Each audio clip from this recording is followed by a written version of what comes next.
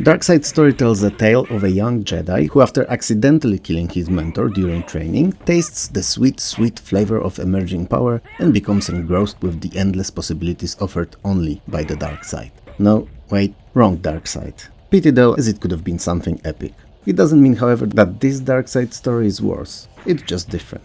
And it's a South Korean side-scrolling beat-em-up with some superficial adventuring elements. Soo-hee is a daughter of renowned and successful dentist Dr. Oh Sang-hyun, and her, along with both of her parents, live together in the suburbs of a sprawling metropolis in relative peace and happiness. Or so they thought. As on one of those seemingly normal days, Dr. Oh Sang-hyun disappeared without a trace, only to become a permanent feature on milk cartons. Being a tough girl that she is, Soo-hee must now go through the city and its dark underbelly seeking both answers and her father. For the most part, Darkseid's story is a typical side-view beat-em-up in which you go from one area to another defeating countless baddies. But you can also wander around the city, entering buildings and conversing with their inhabitants, all to uncover the story. This changes the viewpoint from a typical From Brawler's side view to something more resembling a top-down Japanese role-playing with caricature versions of all characters. You know, short, bulky body, big head, the likes. Anyway, it's there, it's important, but it's the brawling that we like the most about those types of games. And as those beat-em-ups go, Darkseid's story is surprisingly fun. Soo-hee has a nice set of basic moves, she can even juggle a bit when hitting enemies in the air multiple times in a row, and the fighting overall feels very competent and well designed. The enemies, while not being the biggest sprites you've seen, are really nicely and interestingly drawn, definitely feeling more like a modern indie fighter rather than 1990s beat-em-up characters, which is a tad surprising but also welcome new look to the game. There are naturally HP restoring items scattered around the stages, and they're, in respect to the best traditions of the genre, hidden in and around roadside objects, like under the trash cans for instance. I was always baffled by this mechanic as I could never understand eating from under the trash can, but I suppose a person's life can have its ups and downs and perhaps at times one may have no choice. Well, it's a sad thought perhaps, and naturally it would be best if there was no hunger in the world, but that's hardly anything within my control. So, coming back to our game, it's really fun, pick it up if you get a chance, it's worth it.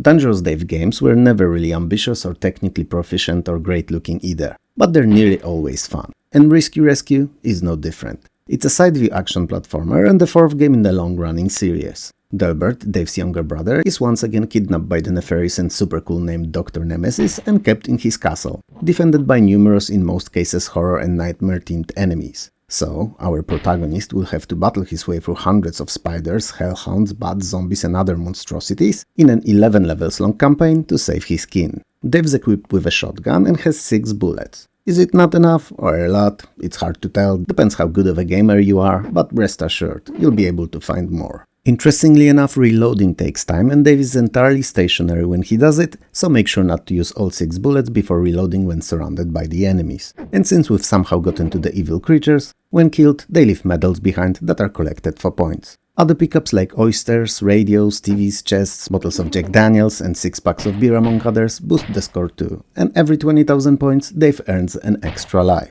That said, inclusion of alcohol in a platformer would most likely not fly today, so we gotta appreciate 1993 for being an entirely different world to the one we live in now. Mind you, before you storm to the comments to set me straight, I never said it was better. While Risky Rescue is not a looker, sporting EGA presentation only and a very typical for it mix of heavily contrasting colors, it still looks way better than its predecessors did. Same can be said about sound design. Picking the Sound Blaster as your sound source unlocks additional effects that are not present using other sound hardware. Some may look at Dave today and disregard it as a bad game, based on the graphics and very keen-like animations alone, but it's a mistake, and Dave is both dangerously fun and risky addicting, because despite its simplicity, if you give it a chance, it may rescue you from boredom.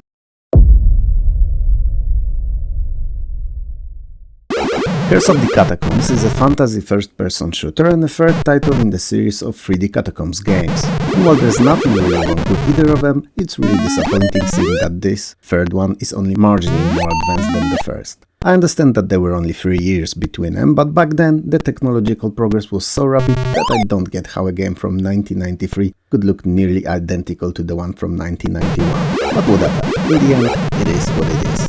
Once again you play as a young mage and have to defeat the evil nemesis. Yes, it's a name and not a function in relation to you. And once again you're armed with the same firebolts power you were in earlier entries. This actually can be empowered by pickups in the form of bolts and nukes, but I really expected a bit more from a third game. I'm not a farmer, however, and don't fully get how milking the same cow all the time can be profitable. Perhaps it can. Or perhaps it's a recipe for a game to become a subject of obscure games video. We will never know. Other than the power-ups, there are also healing potions, which I don't have to explain to you, and keys, which are probably even more obvious. But there are also gems that allow you to view location of the enemies on your radar, or whatever the black ball of mystery in the bottom right is. I'm no wizard, I have no way of knowing. Don't judge me. Shish. One would thought that we've known each other long enough to develop some kind of rapport and understanding here, but clearly not the case. I'm as disappointed in you as I am in lack of technical improvements in the game. It's not all bad though, and I wasn't complaining because the game sucks, but because I wanted so much more from it. The graphics are tiny bit better than previously, not by much, but there are two difficulties to choose from, expanding the life of the curse a little more, and levels are more intricate and challenging, featuring more interesting and varied enemies than there were in the earlier games. See, I can find some positives here too, but would I recommend Curse of the Catacombs to others? Well, if you've not played either before and don't mind the presentation, then yeah, it's the best one of them all to try out. But if you did, then only approach it if you liked the previous ones. Oh, and all of you be aware that the ending is rather disappointing, so if you can't treat the Curse of the Catacombs as it's a voyage and not destination type of a game, don't play it.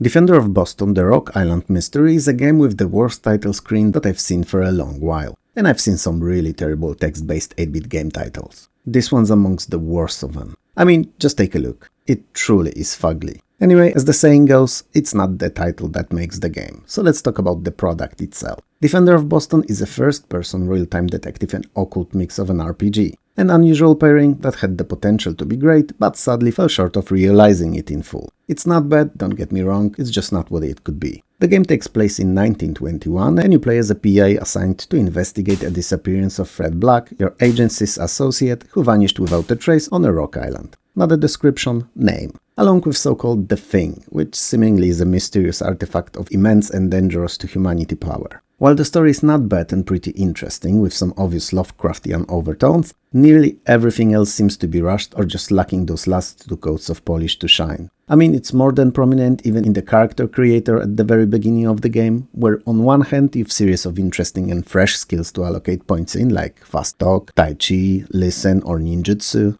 Definitely not something we've seen in RPGs often, but on another, the portraits you can pick for your character are all stills from 1980s movies, digitized without any care for details or correct color mixing and grading whatsoever. There's Sly Stallone there, Peter Falk, Tom Cruise, Richard Dean Anderson and others. You'll get them all, they're beyond obvious. Oh, and you can't use capital letters in your character's name. All these may seem like small issues, but if you keep in mind that there's tons of these all throughout the game, and that while small they're everywhere, the game begins to emanate that unmistakable aura of far from being finished that you just don't expect from full games. In its defense though, it was a shareware release, so definitely had smaller team and limited budget behind it. Despite even more buggy than everything I've mentioned up to this point adventure interface, the goal of the game is pretty simple. Investigate what happened, solve the mystery and return to Boston alive. Defender of Boston blends adventure and role-playing in equal amounts, serving a concoction of an interesting and captivating story with a pretty decent gameplay, when you eventually get used to it and master a bit disorienting interface. So if you like those deeper and really text-heavy role-playing games and have enough patience to overlook the omnipresent issues and learn to read and use the interface, then there's an adventure and a half here for you. That could be for everyone, especially that it's virtually the only as complex detective-themed role-playing out there, if it was only a bit more polished.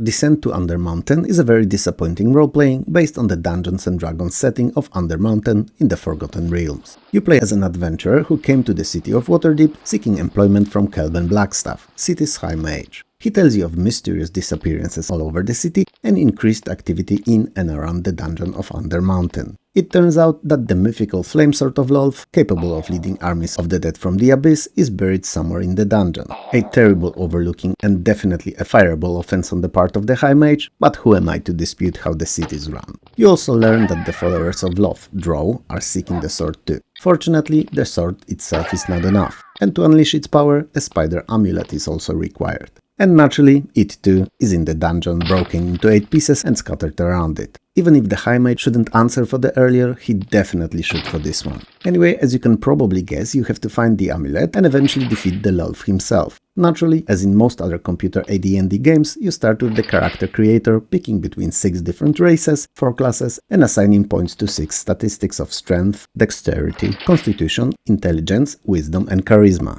each of them following all the AD&D rules and affecting other skills appropriately. On your quest, you will travel between the dungeon and Waterdeep constantly, the Yawning Portal Inn in particular, which will serve as a hub where you'll be able to sell your treasures and trade for goods and services. Descent to Undermountain is viewed from the first-person perspective, played in real time in both exploration and combat, and offers a healthy mixture of adventuring with puzzle solving. Defeated enemies drop items and gold coins, and items can be used or sold. Your call. Interestingly enough, the Descent part of the title comes from a 3D graphical engine that was used in making of the game, one that came from 1995's Descent, and as it became painfully obvious during development, was entirely unusable for creation of RPGs with close combat mechanics. So it needed a lot of work and rewriting to support such gameplay concepts and mechanics. And even when it was finally done, it was still far from perfect. The engine was old and buggy, and the game was prone to technical issues and crashes. And worst of all, not only it ran terribly, even on the fastest of systems, but also AI was something that left a lot to be desired.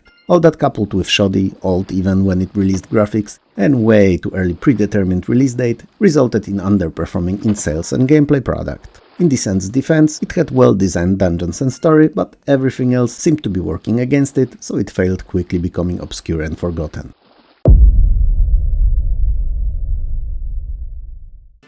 Alright, let me start by saying that I have no clue how to approach the title of this game. Eojonji? I don't know, man, it's something I will never wrap my head around, it seems. I'm gonna call it EJ, and you will pretend that you know what I'm talking about and we'll be all set, alright? Good. So, EJ is a Korean side-scrolling beat-em-up and another excellent release from the country. I've been covering quite a few Korean games recently, but they're the easy pick, you know. Many of them never released in the West, or did in a limited manner, or even years later after they originally came out. They fit this series perfectly, and EJ is no different. It's based on a comic book by Myung-Jin Lee and tells a tale of a rebellious teenager, Namgung Gan. So, one of those days, Namgung decided to forget his violent past and start over. And as he was about to get to his school, he was distracted by a beautiful girl, and almost immediately after, his wallet was stolen. Without giving it any thought, Namgung reverted to his old self that he so wanted to leave behind and set off after the thief, just to find himself facing a dangerous criminal organization. Now, how much money that teen had, or why would organized crime syndicate wanted a teenager's wallet, are questions we'll never get answers to. But it's probably for the best, cause if we did, we would not have this pretty cool game. EJ's gameplay is similar to any other standard brawler you saw in the arcades, and I gotta say that, at least presentation-wise, it's actually on comparable level to most of arcade hits. In terms of gameplay, it actually builds a little on the tried and tested walk right and kick the shit out of everything formula by adding some superficial and yet very refreshing RPG elements. So by beating and defeating opponents, Namgung collects experience points, which he can then later on spend on learning new moves or upgrading his health, attack power or speed. It's a novel concept and it works great if I say so myself. So, if you're in the market for yet another beat 'em up, it's definitely a one worth wasting time on, and chances are that you've never played it.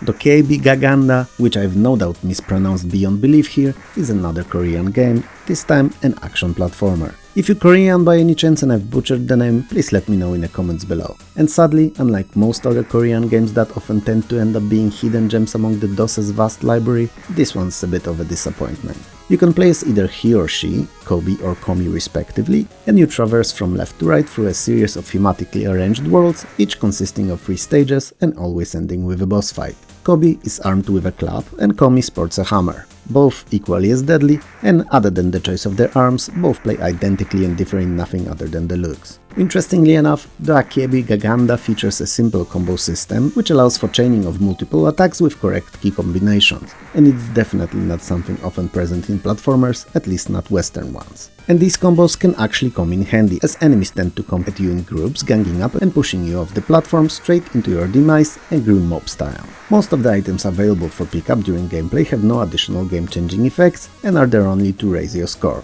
with an exception of rice balls, which refill your health in amount directly proportional to the ball's size. While the developer advertised the game as made specifically for kids, it was hardly fair-suited for the younger audiences. The difficulty level was way too high for an average child, and technical issues in the form of overly sensitive controls, way too zoomed-in viewpoint, disappointing collision detection, and tiresome and confusing implementation of parallax scrolling made the K Gaga not only overly demanding, but also annoying to play.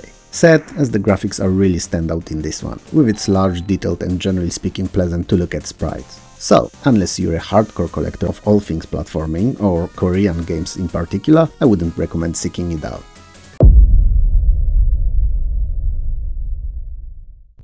Dragon Lord, aka Dragon's Breath, in common terms a morning breath, is an odd cookie. It's a mixture of strategy and role-playing, but not really either of the two. It's somewhere between them, seeking its own identity, and for the most part, never finding it and never realizing its potential. It's not a bad game, and it's not even that it could be better, because it's pretty good already. It's just odd, and I don't feel that it reached all the bullet points on a game designer's idea board, leaving some obvious space for extra features and improvements. Truth be told, some ideas could be dropped from it too. Dragon Lord is set in the land of Anarchy, the land which most prominent feature is a huge dwarf mountain set in the dead center of it, with a castle on top rumored to contain secrets to immortality. You and two other competing wizards all aim to live forever, because all of you are an answer to the question that Queen asked in 1986.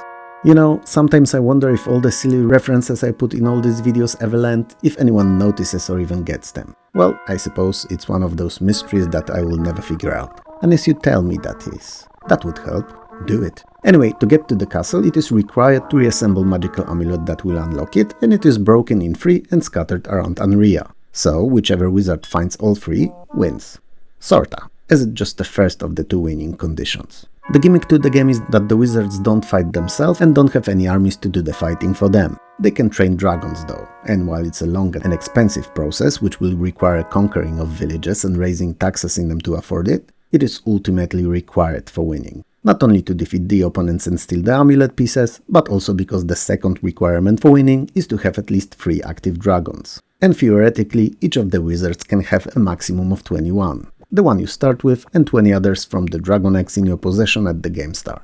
In reality, I don't think I've ever had or seen anyone have more than just a few. It's expensive to hatch them, it takes time, it's highly unlikely, and 21 is virtually impossible. Interestingly enough, you should not think of those dragons as combat units only, they're also kinda like action points in a board game, where each dragon allows you to issue 1 extra move order each turn that represents a month of in-game time. And you can send them to scout, to raid villages, to conquer them, or to guard a piece of a talisman if you have it.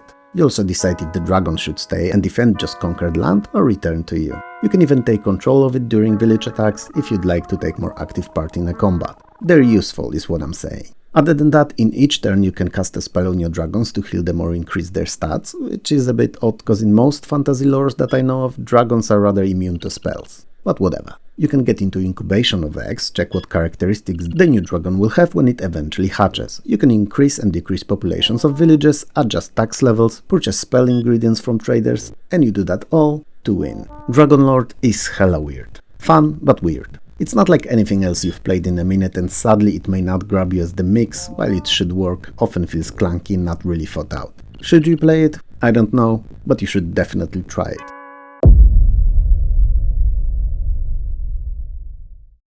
Dungeon Explorer is a very simple, early Zelda-like light role-playing adventure title. It's a game that focuses on adventuring, puzzle solving and exploration, much more than on traditional 4D RPG, statistics and combat. The aim of it is that simple: explore all rooms contained within the adventure and come back alive. And I mentioned the adventure because Dungeon Explorer was designed and programmed in a way that would allow additional adventures to be easily added on when released, and played separately from the main one. I'm not sure if any others ever came out, if I'm to be honest, but the built-in one is called Dungeon of the Beast and contains 64 rooms to explore and get lost in. So, you start the game by creating your character, equip it with whatever you can afford and head off to the dungeon. As you progress through it, earning experience, defeating enemies and solving various, in most cases physical puzzles, you'll start amassing more funds. With them, you can heal yourself or purchase better equipment, which in turn will allow you to go further and further and challenge even greater dangers and traps. Most of the puzzles will see you pushing blocks around, which is one of the reasons other than the presentation why I drove the comparison to the early Zelda here. and they're not overly demanding for the most part, and the difficulty curve progresses linearly, so you should have quite a lot of fun with them. Combat, while present in the game, is not the main focus of it, so if you prefer your RPGs combat-centric and heavy on the stats and stat-based skill checks, Dungeon Explorer is definitely not for you. But if you're looking for something easier, lighter, and just more on the relaxing side, it's 100% something for you to try out.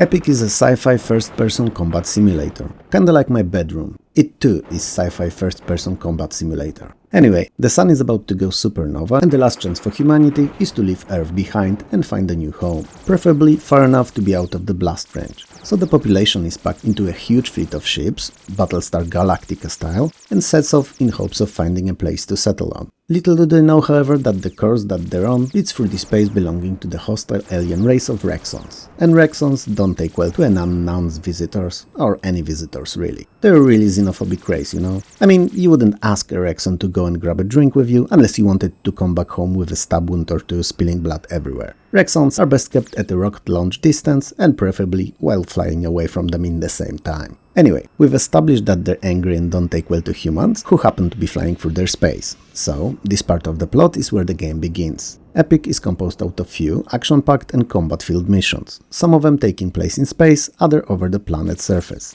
and each of them is strictly timed, leaving you little room for error when completing your objectives, which in most cases are a distraction of indicated target. Mission failure equals losing one of Fleet's 3 experimental Epic-class fighter ships, and losing all 3 of them means game over. Epic is built on an enhanced engine that was used earlier to create F-29 Retaliator Combat Flight Simulator and mixes 3D environments with 2D sprites uniformly, and the influences of that former title are more than prominent in Epic, which in itself is a very enjoyable sci-fi simulation that I have nothing bad to say about other than that it's a bit short. So, if you like simulators, you'll be sadly done with this one in no time. It's still worth experiencing if you're into this, so it's fun, give it a go.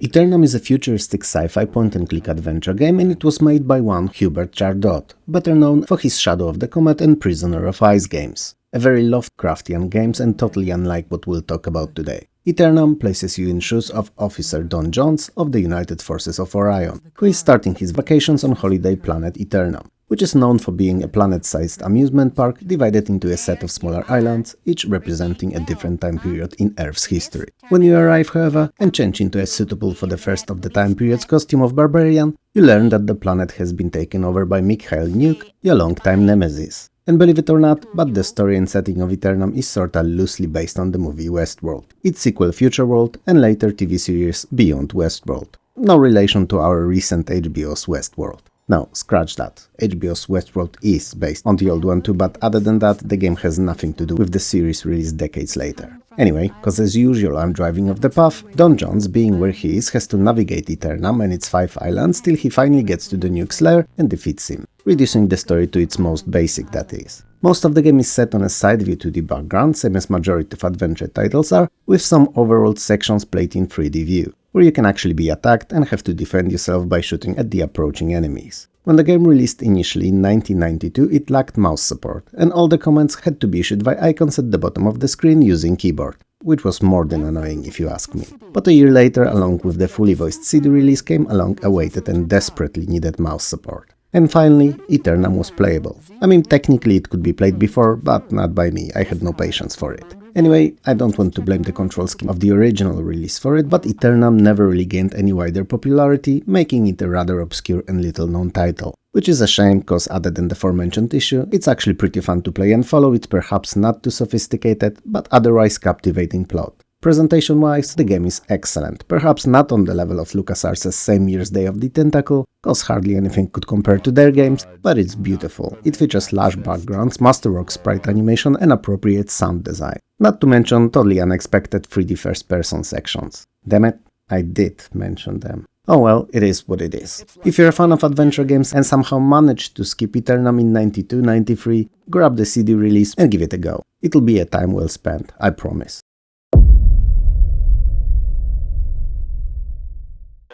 Fatal Fumes is a multiplayer top-down sharer arcade racer. It features 35 different built-in tracks, 12 vehicles and ability to race against 11 opponents. There are no weapons, power-ups or add-ons in it though, it's all about racing.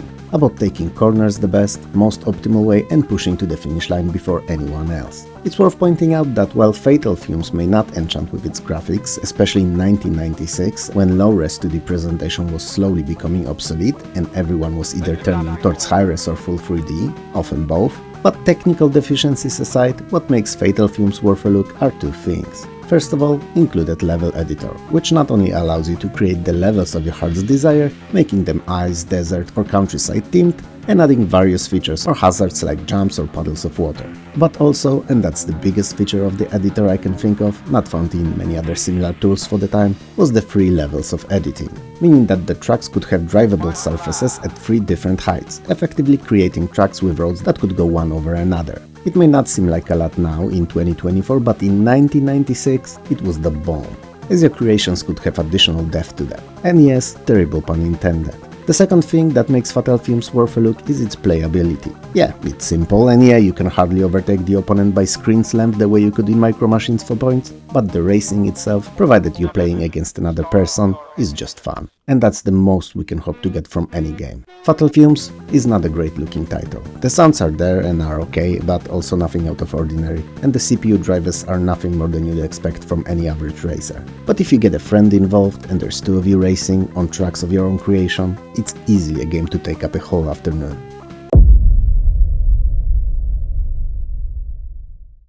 I always root for the underdog, especially when I'm 1-2, but also when someone else is. Whether it's real life, movies, TV series or even games, I'm always hopeful for the least feasible to become the protagonist, to save the day, to get the girl, or solve the mystery, or even just to succeed. Whatever applies in a particular situation. Hard to tell why, but I like to think that even the least likely can have a chance to win, regardless of how low this chance may be. So when I heard of Fatman the Caped Consumer, not only I was instantly interested, but it also was seemingly a spoof of a superhero game, which is another thing that I enjoy. So, was I right to be interested, to hope that this would be a fun title? Well, let's see. First of all, Fatman is only a little overweight, and calling him a Fatman is appropriate as calling someone with a mustache a beardman would be. Secondly, it's a 2D action platformer, so a game in the genre I quite enjoy, even if it was become borderline extinct in the next few years just to be resurrected years later with an indie gaming scene. And thirdly, presentation, if you look at it when still, it's actually pretty damn good. Colorful, even if devoid of parallax backgrounds, using large and detailed, very comic book-like in their design sprites, it just looks charming and fun. So on the face value, Fatman could be incredible. It is composed out of 7 stages, each ending with an epic huge boss fight, and each having you basically devour a certain number of foods that's required for the door to the next one to open.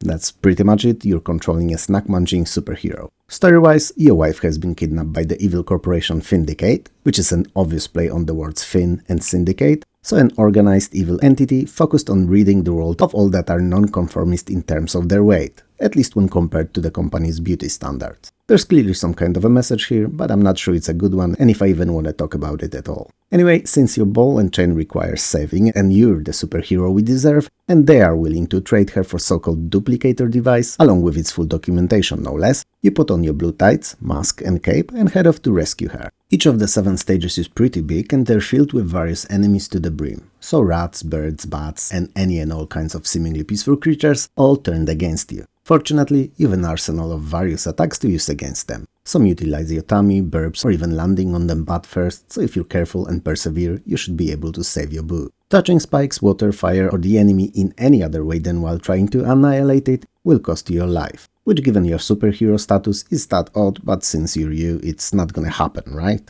Fatman, with its super colorful presentation, decent sound design, bit subpar story and an impressive range of moves for the platformer, could be a hit. But something, somehow, along the way went wrong, and it ended up being an average at best game. No better than hundreds of other generic platformers. Is it fun to play and complete despite that though? Hell yeah it is. Though I gotta warn you that it gets repeatable quite fast and the feeling prevails all the way to the end. Oh, and some of you may have noticed already, but the footage used is actually from Amiga's version. But they both look and play near identical, and there's none for PC anywhere, so yeah.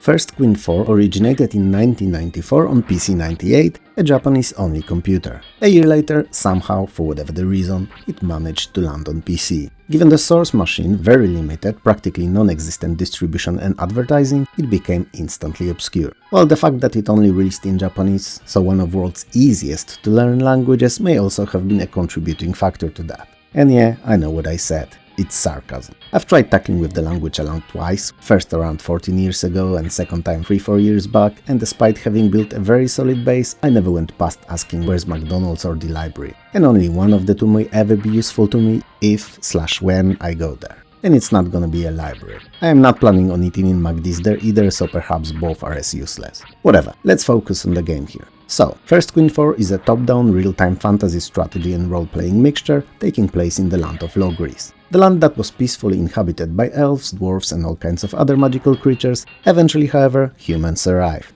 And while for years they managed to coexist with others in peace, humans are humans, and eventually the disagreements led them to split into multiple smaller factions. Factions that eventually became separate nations and kingdoms. One of them, Barcia, was a small northern kingdom whose king Zenel was in constant crippling worry of being conquered by the others, even if nothing pointed towards the possibility. So, eventually he invited a dark magician Zon to help him. His help, however, while making Barcia's armies immensely stronger, also led to onset of King's insanity and closely following it overwhelming need of conquest. So, he sent his armies in series of preemptive sudden attacks, conquering few others before he could be conquered himself. Applying the best defense is a good offense tactics. Witnessing King's rapidly progressive madness, a young warrior named Aris, along with his friends, tried to assassinate the king. Sadly, he was not only stopped in his attempt, but also imprisoned. Jailed Aris was then saved by a mysterious magician and given the quest of uniting all the other races and nations to stop the onslaught of the Mad King Zenel's armies. Now, isn't it an epic start as compared to other games we've spoke about today so far? As compared to previous games in the series, games that never released on PC mind you, First Queen 4 puts much more focus on strategy rather than RPG. The armies move simultaneously, they can be split into smaller ones, joined into larger, and they're commanded and fight in real time too. You can use diplomacy to make arrangements with sovereign cities and even to hire some of the defeated soldiers after battles. Presentation-wise, First Queen 4 looks pretty decent, very JRPG-like, even if it's more on the strategy side. Sounds are good too, though not great, and overall the game is a pretty fun experience if you can read the language. If not, then, well, carry on to the next title in the video.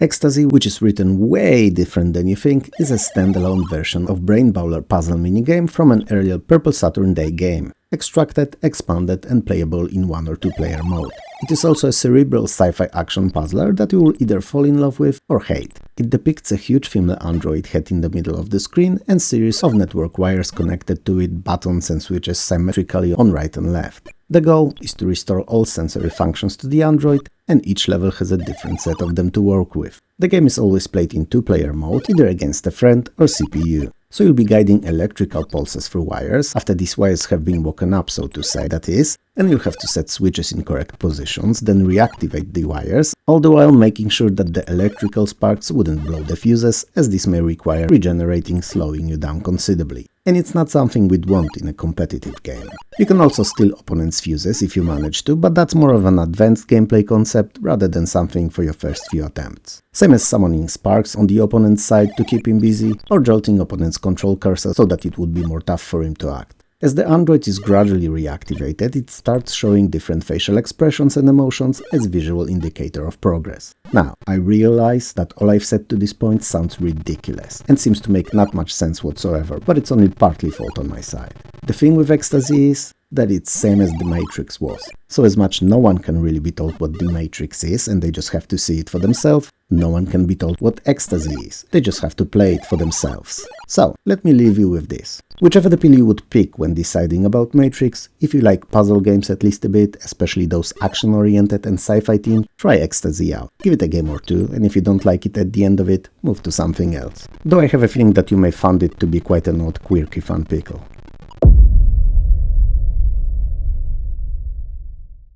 First of all I will be able to show you about Forgotten Saga are the screenshots and maybe a part of an intro animation, as there's no footage for the game anywhere online. That's how obscure it is. but it may be worth listening about it anyway, as it's a pretty interesting title. Also, and I think it comes without saying, I've never played it myself, so everything I'll tell you will be based on research and digging of all kinds I've done, learning anything I could about it. First of all, it's a Korean top-down turn-based fantasy role-playing set in the same world as Astonisha story, and serving as a side tale to the original. Both games' plots aren't intertwined in any way, however, and only share one character between them, Fatman. Forgotten Saga tells a tale of a group of 4 friends, adventurers for hire even, and how they arrive in a quiet town of Gorax in Nubroyer province in Kingdom of Latane on an Assyrian continent. A lot of names, right? A lot of weird names even. But if you're familiar with the Saga series, you should know at least some of them. So, our 4 heroes managed to do one job for a millionaire so far, helping him recover a vast part of his wealth and being generously rewarded for it. Hope that all their jobs from then on will be as profitable. It doesn't look like it though, so they agree to take a simple job requiring them to deliver a letter to a very particular recipient. It all goes sideways, however, and they are captured and imprisoned by the authorities under a false pretense. The only chance for their escape is a mysterious young woman whom they will help foiling the evil plans of the governor of Nubrier. The game starts with the main character creator, which surprisingly works same as the classic Ultimas did, so asks you a series of questions and determines a class for you based on the answers. When that's done, you pick 3 of your companions from a variety of typical fantasy classes for a total of 4.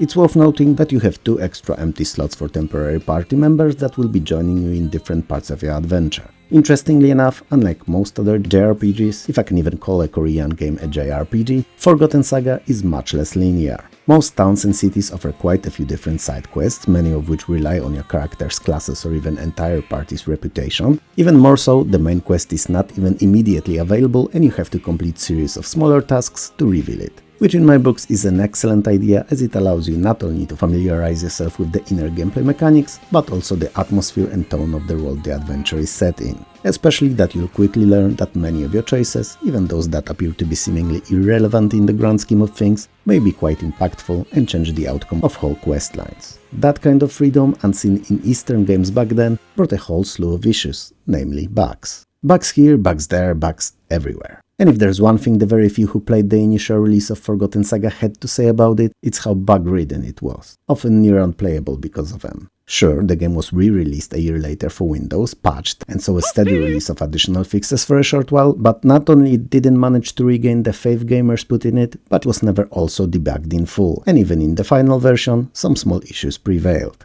That said, it was at least playable, and its vast content and lore-deep world was finally ready to be explored. So, if you're into anything I just said, definitely give it a go.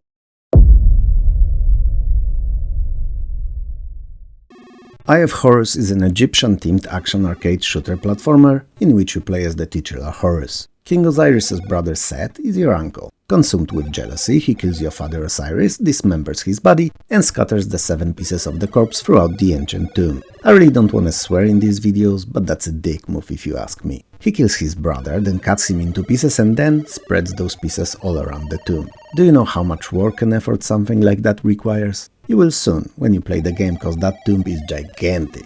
I mean, it shows either a weirdly displaying its self-dedication to the craft of murder or incredibly deep-set madness. Probably both, if I had to guess. Anyway, your task is to find all 7 pieces and reassemble Osiris so that together you could defeat and vanquish Set. Interestingly enough, instead of jumping, you can turn into a hawk and fly around shooting, defeating any and all enemies that you may face. There are over 30 different amulets scattered around the tomb, and each of them grants you another power, another useful skill in completing your quest. You can only collect and carry 7 items at a time, so you'll have to learn which amulet does what, so that you could only hold the best. Personally, I would suggest making sure to always have place for one that offers map and extra weapons if free space allows for it. The very best amulets to have, however, are these that summon other gods, as their powers are most useful and prominent. It's good to have the amulet of Isis, for instance, as it summons her, and she'll take a piece of your father's body to the burial chamber in preparation for resurrection. And since you can only carry 1 piece of Osiris at once, you'll have to summon Isis often. The rest of the amulets I'll let you discover all by yourself, as they're a part of charm of the game.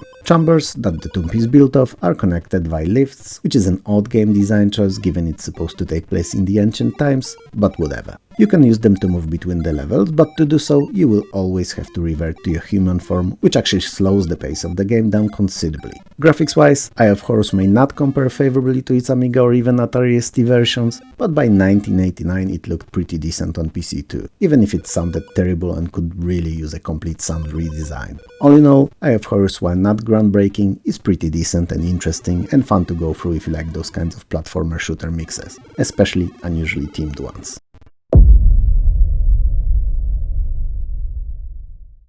There's easily over 10 those games named Frankenstein or having the name be a part of their titles. And sadly, most are not very good. Keeping with the traditions of the naming, this Frankenstein is not great either. I mean, it may not be terrible, but it's not spectacular in any way imaginable. It's average at best and, well, not even that at worst. It was released as shareware, only in Europe and in a very limited manner, basically killing any of its chances for success, mistakenly giving players a chance to sample it before purchase, and most that did never pulled the trigger on a full release. Frankenstein is a timed scrolling adventure platformer in which you play as Igor Woodenhead, Dr. Frankenstein's servant, and are tasked with locating and bringing him appropriate body parts and tools to create the infamous Frankenstein's monster. And yes, Frankenstein himself was not a monster at all. It's a common misconception many make when talking about the creature. The game world is divided into 4 differently themed locations: the village, cemetery, dungeon and castle, and all of these are full of peasants and animals that are all out there to get you. Though full may be a bit of an overstatement, there's not that many really. Fortunately, it's not one-hit kill kind of a game, and you have a health bar that depletes by a little when in contact with the enemy, when falling from high ground, or when touching spikes. Well, whenever the death will come, at least it won't be instantaneous, right? Naturally, you can defend yourself against the former, jumping on enemies' heads Mario style. It's perhaps an odd choice in an adventure platformer, rather than the one-way running one like aforementioned Mario, but whatever. It is what it is. You can carry up to 2 items at a time, so reassembling the monster will take a while. And close contact with blonde-haired women will replenish your energy, because of course it will, same as it would in real life. In 1990s at least. Frankenstein is not very good. I mean, it's not unplayable or anything, it's just not much fun. And if a game is not fun, it may have very well not existed at all. Play it or not, your call, I wouldn't recommend it.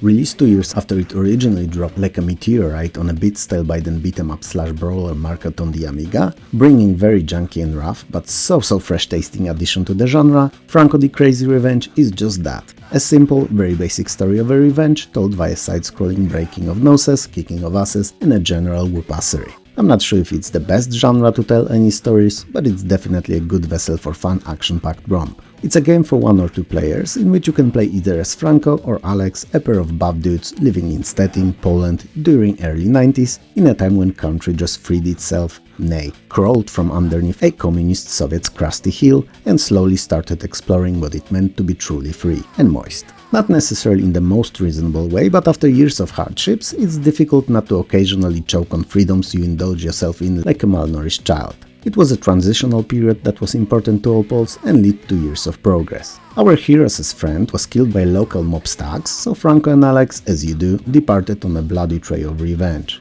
And it's literally bloody, as what the game is best known for is its brutal, gore-filled depiction of fights. Franco the Crazy Revenge is a standard and not too creative, at least plot-wise, beat-em-up, but the omnipresent brutality alone made it rather well known in Poland on the Amiga. On PC, it was DOA, and sadly remained unknown even despite a rather fun, if not multiple playthroughs worthy gameplay. As a matter of fact, I'd say that it's a 2 playthrough kind of a game, once alone and once with a friend, preferably over drinks.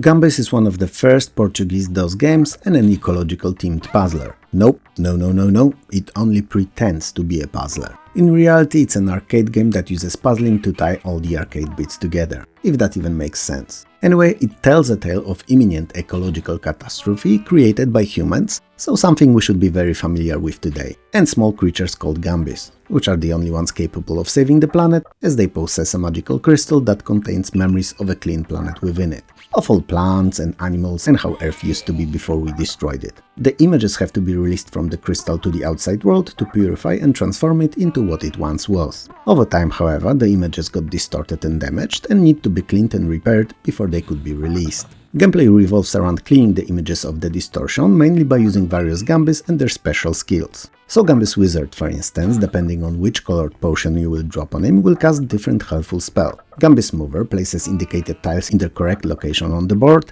Gumbus Finder shows you the exact location of each piece of a puzzle, Gumbus Diffuser removes bombs that otherwise cover the pieces of the image when they explode, and Gumbus Knight can be sent off to fight evil creatures that try to prevent your progress. Naturally, there's few more of these Gumbus in the game, each special and each having a different function to perform. Utilizing their skills same way you would use skills that you could assign to lemmings, you have to restore all the images to save the Earth. Unfortunately, Gumbus failed to gain popularity and traction, forever remaining obscure, and if I was to wager a guess why, the answer is actually pretty simple. It's one of those games that can't be told about, it can't be shown even, and when you play it, you also have to give it a lot of time to grow on you, to unlock all of its features, to start making sense and eventually begin being fun. Yep, going past the first few levels is not enough in this one. You actually have to give it more, be patient, all to learn how enjoyable it can be. And when you get to that point, then despite the ecological theme and a bit childish presentation, I can pretty much guarantee you'll get addicted to its fun formula, same way you did to Lemmings in 1991.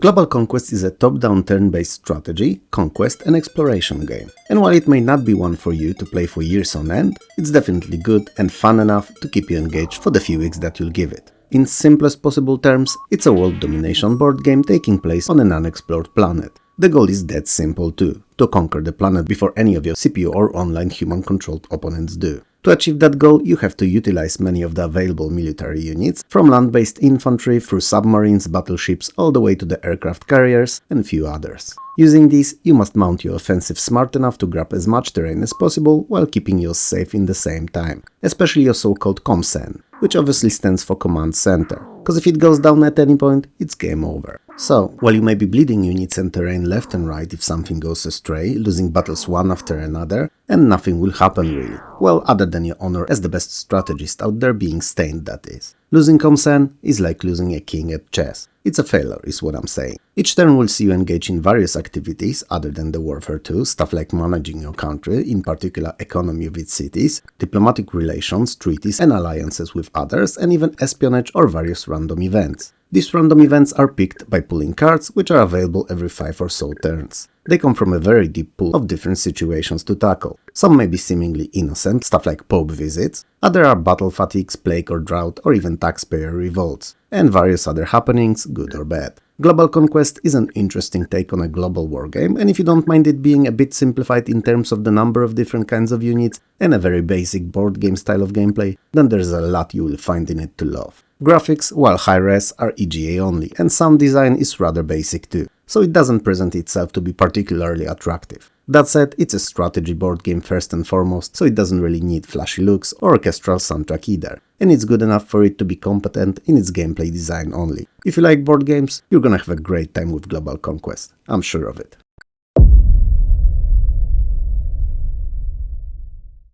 Saying that Floatris is a Tetris clone would not only be a gross oversimplification, but also a disservice to the game itself. Why? Because you don't just play a variant of the game here. You play 8 of them, all at the same time. No, your ears did not deceive you. I did say 8. But if that sounds like something you've not seen or expected, hold on to your wigs, fake mustaches and chairs, cause there's more. The blocks don't fall down, but rather float upwards. I know, it's unheard of, but yeah, that's still not all. There are also a few new previously unseen in Tetris' clone shapes, and you carry on playing until all 8 playing fields are overfilled. So, losing in one does not end the game, you've still 7 to fight for points in. You switch between all 8 playing fields, keeping all of them under control, and while it may seem easy initially, same as in Classic, sooner or later the game will become hectic and you'll find yourself panicking switching between the boards, desperately trying to control more than you can handle. Naturally, other than the few aforementioned novelties, the staple Tetris formula still applies here, so you need to create horizontal lines of blocks to clear them off the screen.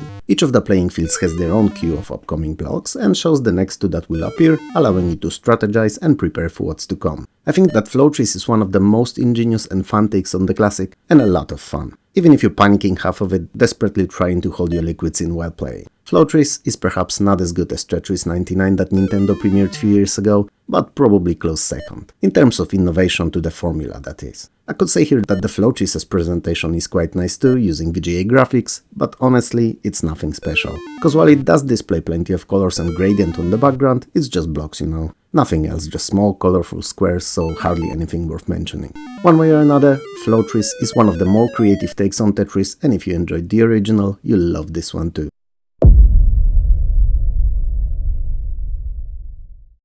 The so-called Vergina incident was a series of events in 1996 when residents of Vergina, a city in Brazil, claimed to have seen various extraterrestrial creatures and crafts over a span of a day, and that the Brazilian government managed to capture at least one of the creatures. While it may have never happened, including supposed woman impregnation by the alien, which is another separate bag of odd claims to unpack, it was an excellent base for the movie, book, or a game. And at least one of the three we've got in the end, the game. So, the Vergina incident, aka Alien Anarchy, was born, and it's a sci-fi first-person shooter taking place on a location in 1996. According to the game's story, some of the aliens escaped and hid in the city, and you're somehow given a special mission by them. Yes, them, as in the aliens. You need to find and recover their captured ship. So you're taking a side of aliens in this one, which as I understand is a new one for you, usually fighting against them to save us. But I know that you're up for the task and that I can count on you not failing.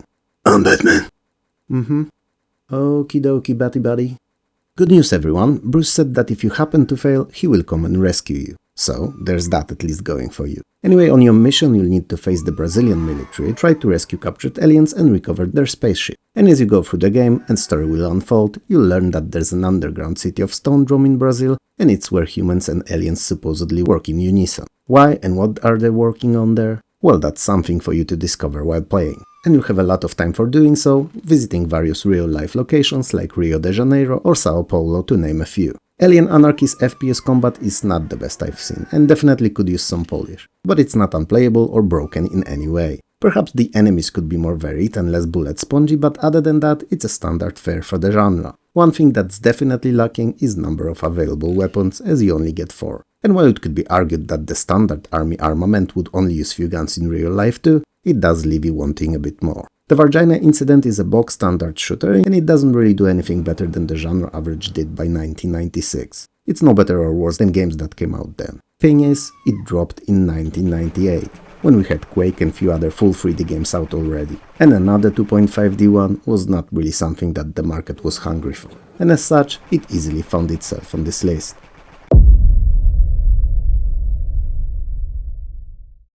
Goal 94 came out in, well, 1994, and was the last outing in the series of text-based football/soccer management games, and the best one of them all to boot. Now, let me make one thing clear. Championship Manager, Ultimate Soccer Manager or Premier Manager, it is not. It's a simple text-based international soccer manager in which you compete to win either Custom Continental Cup or the World Cup. And to do so, you'll be responsible for any and all tasks in your chosen country's team. You'll select squads, prepare and choose tactics, and, well, play matches. You will not deal with stuff like stadium expansions, deep scouting or advertising. So if you enjoy these in other games in the genre, keep in mind that it's not here in any shape or form. Goal 94 is the first game in the series that allows for substituting of keepers, which may seem like a no-brainer, but earlier ones omitted it entirely. All matches are text-based, and what I mean by that is that they're also presented in text mode, but using custom ASCII characters and provide a running commentary all throughout too. The commentary can even be printed out later on if you'd like to relive your successes and losses, or just want to learn what worked and what didn't during a particular game. It may seem like an odd thing to say about some ASCII characters running on the screen chaotically, but the games are actually pretty exciting and fun to watch, especially that they're better paced than previously and more streamlined.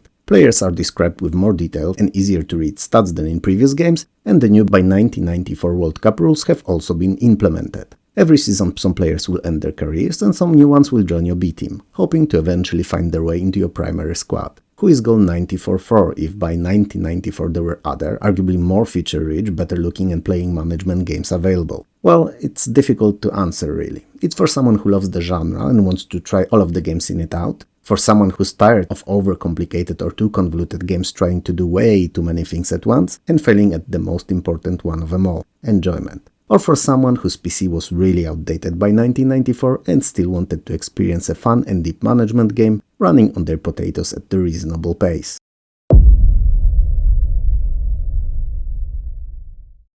Gold Rush is a late 80s Sierra's adventure game, and as such it uses their in-house text parser. As these go, Sierra had a decent one, but even despite that, if you're not new to this channel, you know that I don't dig games made using parsers. Cause I'm not a fan of the control scheme and hate parsers with a passion of a million lemmings dying, jumping off of cliff into depths of a bottomless canyon. But I'll try to stay objective here and won't let my feelings for the gameplay mechanic to influence what I'll say about it too much. I will just a little though. Story-wise, years ago your brother secretly ran away to Sacramento, California, saying nothing to anyone, escaping accusations and conviction for a crime he didn't commit. A story for the ages, it seems. Now, he contacted you out of the blue, asking you to come over and join him in getting immensely rich by prospecting gold. And since the letter has a gold nugget attached to it, it's definitely not a fool's errand. So, you decide to do just that. Abandon your old life entirely, sell all your belongings, move west, find your brother, and strike gold. Interestingly enough, the game gave you few choices when it comes to how you could get to Sacramento. You could take a stagecoach, which was the cheapest transport method and the only one always available. Alternatively, you could take a ship to Panama, where you'd need to cross swamps and jungles on foot to get to the port from which you could catch another ship, this time a direct one to Sacramento. And finally, you could also take a trip around the Cape Horn, the longest of them all. Each of the travel methods takes different time to reach the destination, each poses different challenges and random events, making Gold Rush actually a very replayable title. When you finally reach Sacramento, all the routes converge and the rest of the game is identical, regardless how you got there. In California, you'll be searching for your long-lost brother, prospecting for gold, avoiding bandits and having fun dodging hundreds of possible and lurking behind every corner deaths. And yeah, it's a Sierra game, so you can bet your ass that there's death everywhere. So, saving often, preferably having few of those saves running at once, is a must. Gold Rush is an interesting game cause it has everything I like in an adventure, so captivating story, multiple paths of gameplay, Wild West setting and playability. And all that is ruined by the text parser. That said, the Steam re-release in a form of gold version allows for switching to point-click mode, so if you plan on trying the game out, that's how I suggest you do it.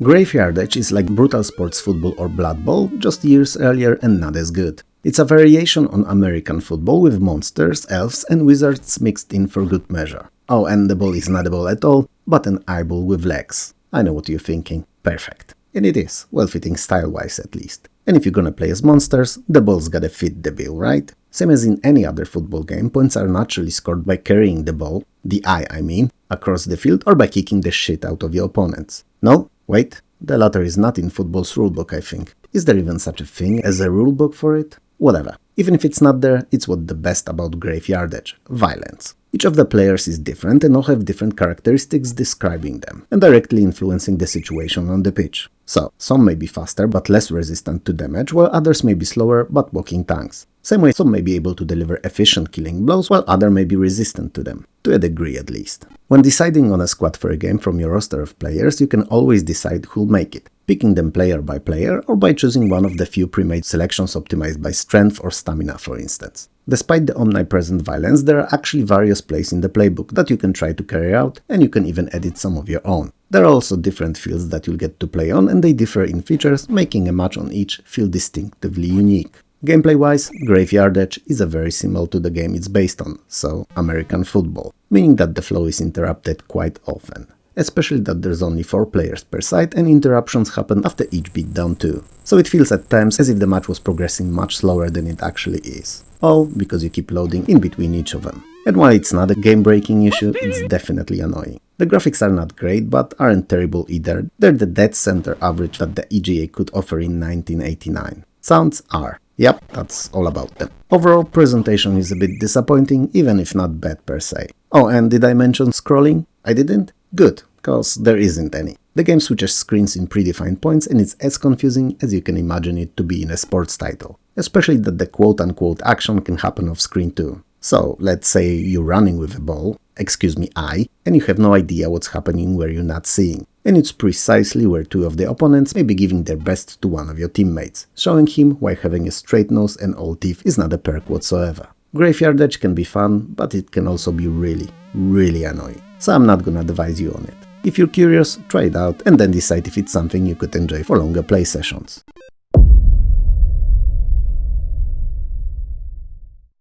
Goodie is a very early Spanish side-view flip-screen arcade platformer. Other than those, it also released on various 8-bit systems, and apart from Spectrum, it looks better on all of them than it does on PC. which I don't have to tell you is hella disappointing. But since it only uses CGA display, it's hardly something unexpected or surprising. You play as Goodie, name and another character trait, a bank robber, and you plan heist of your life on the biggest bank in Spain. To do so, however, you need appropriate tools, which you will also need to find and secure. Goodie plays like a mixture of Jet Set Willy and Dizzy, as aside from platforming, it also features some very light adventuring elements. So, first of all, you'll set off to secure blowtorch, pincers, hammer and a screwdriver, and then get to the bank. Naturally, on your way, all manner of enemies and hazards will try to stop you. Anything from policemen through gorillas, because why the hell not, I mean gorillas in the middle of a sprawling Spanish city is nothing out of ordinary. Then there are kung fu fighters, street sweepers, all the way to paper planes. And while I can sorta understand all the people being against you, after all they keep their money in a bank, I don't know how they know what and when you plan to do, and for the life of me I have no clue what paper planes in particular have against you. Unless you're one of the robbers that posts selfies on Insta first and then heads on his mission. But given that in 1987, so when the game came out, the closest thing to Insta we had were photo albums, it's highly unlikely. Anyway, when you finally reach the bank, you'll need to get to the vault and then perform robbery typing in the correct vault code. Underneath the bank, in the tunnels, same as outside of it, there are numerous enemies that will try to get you. These, however, are mostly rats, snakes, fish and droplets of water. Yes, water. As weird as outside of it, but beware of them anyway. Goodie feels like an 8-bit game, which kinda explains why it had so many ports to the smaller systems and why it looks the way it does. But if I'm to be honest, if I was to play it today, I'd go for any other platform than those. So, should you play it though? It's actually worth checking out if you like classic platformers, but I'd suggest going for a different version if possible.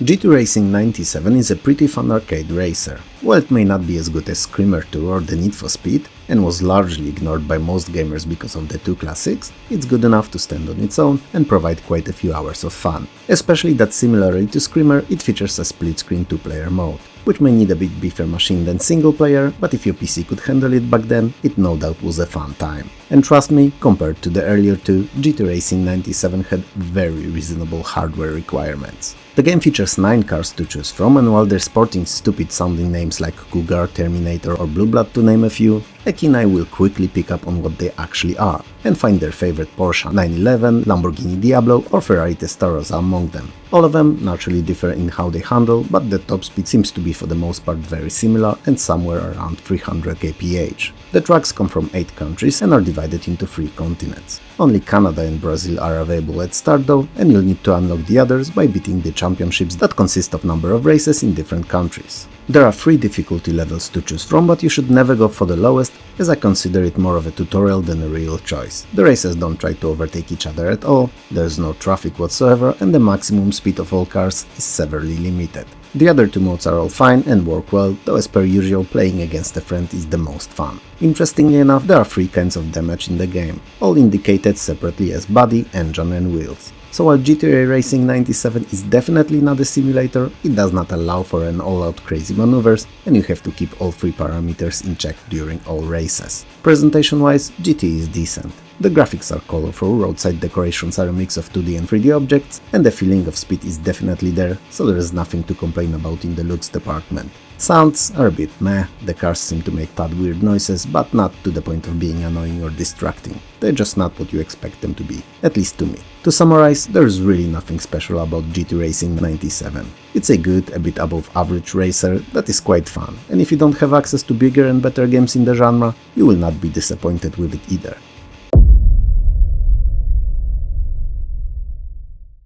First and foremost, look at this. Now, isn't it an epic box cover? It looks like James Bond movie poster. And not one of these where the villain has a funky mustache, black cat and a golden tooth, but like one where he's an evil super genius and Bond will have incredibly tough time beating him. Also, sci-fi and spaceships. Yep, that's always fun. The cover promised a lot, and seeing box like that in a game shop made it an instant purchase. I guess, cause in 1991 I was still getting my games in a very questionable way. Golden Eagle is a side-view flick-screen action platformer with a lot of mostly optional puzzling. You play as a hero, which shouldn't come as a surprise cause you are one in real life too, and you're sent to recover a statuette of a golden eagle, an artifact of mysterious powers stolen by evil sect led by even more evil priest Namur. He, and it's not a joke, split the statue into 5 pieces and hid them all over the city. If you're wondering why he'd done it, why he split it and went around the whole town looking for potential stashing locations just to drop the pieces in them, wonder no more. I did too, and came to one conclusion, and it's… drumroll please Bruce… game logic. I mean, if they weren't split, or if the priest was to use the artifact's power against our hero, we'd had no game to play. So, most of the time you'll spend walking around the levels, shooting at the enemies and solving very basic environmental puzzles, mainly focused on finding items and then using them in the right spot, or toggling switches to deactivate the security systems, kinda like you did in Impossible Mission 2. There are also saves that can and should be opened, either by using codes or appropriate safe cracking equipment, or to find and pick up Golden Eagle pieces. Oh, and there's a full minigame of Reversi incorporated into Golden Eagle's game world. It can be accessed through numerous terminals and is actually pretty good in terms of AI that it uses to play against you, better than it was in many earlier standalone titles. They're entirely optional though, and while Reversi is fun once in a while, you may actually decide to never touch it in the game and lose nothing from gameplay or story. Golden Eagle is beautiful, and while the levels are extremely samey, often barely distinguishable one from another, the animations of our protagonists are excellent, nearly as good as those in Flashback or Prince of Persia were. But what these two titles had and Golden Eagle does not is sense of discovery, fun and addictive gameplay loop, and a feeling of anticipation of getting to find something new and cool. Don't get me wrong, Golden Eagle is not a bad game, especially that its story that gradually unfolds is pretty cool, but the repetitiveness of levels and gameplay mechanics reduce it to an average title at most, and it's probably why it's a perfect fit for this video.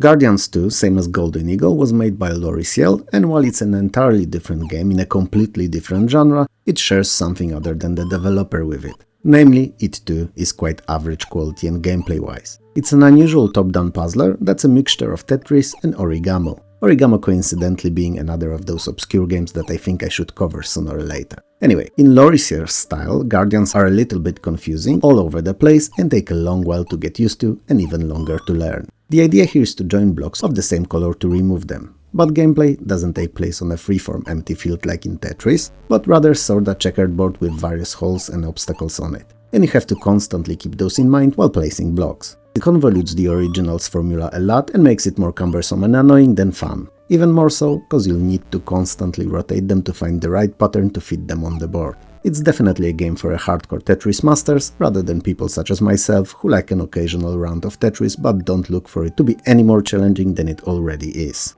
The fact that the viewpoint is top-down too don't make it any easier either. In short, to summarize, you have to group blocks like in Tetris, all the while making sure that they don't pile up, and you better do it fast, cause also like in Tetris, the game doesn't wait for you at any point. But there are also numerous layers that you don't see, so you need to uncover them by removing those that you do. It's incredibly annoying to play, to the point that honestly I'd rather not. So, unless you're in a slightly masochistic mood, I'd suggest going for either of the two games this one's based on, or just ignoring it completely, as unless you have a big, swollen, wrinkled mega brain or enjoy being pissed constantly, it will take a long while, not only to grasp its mechanics, but even learn how to play it semi-efficiently. I say, skip it.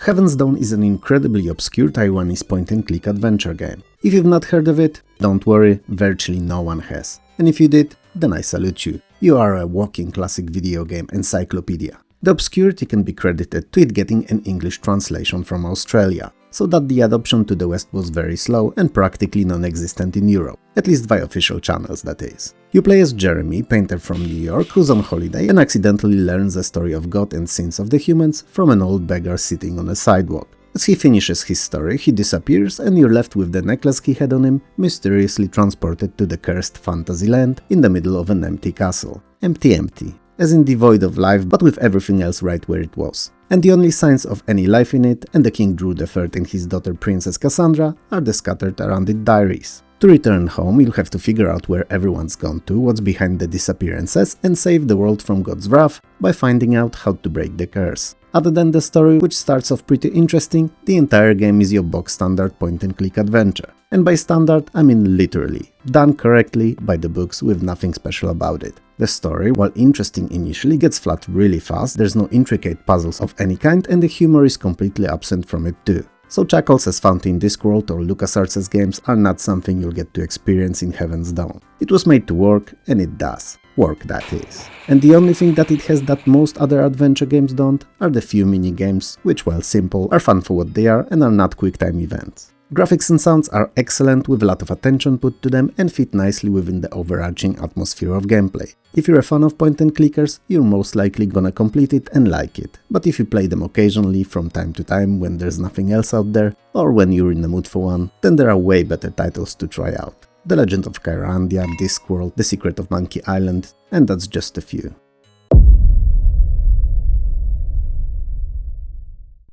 It's Hammer time! Hammer Boy tells a story of MC Hammer, also known as Mac Hammer, and whomever gets that reference is hella cool. But the twist is, it's about his life before he became an international one-hit superstar. I'm Batman! What? What do you mean by that? I see. So, we have a small issue on our hands. Nothing major really, I seem to have mixed up my scripts and it's a game about other Hammer. Boy, to be precise. And for all intents and purposes, Hammer Boy is as well known today as MC Hammer. So not very. Basically, it's a computerized version of Nintendo's classic Game & Watch idea with an original protagonist and a few colorful stages to beat. What kind of magical tech is a Game & Watch, you may wonder? Well, I doubt that you'd be watching this video not knowing, but just in case, let me tell you. For the kid in the 80s, it's the best kind. So-called Game & Watch were made of dreams and pure magic, and were also Nintendo's handheld game consoles. They were made with non-removable and non-exchangeable games built in. Or should I say really baked in straight into the LCD screen, with sprites representing all the possible states on the screen action, and only this lighting up that were required at any given moment.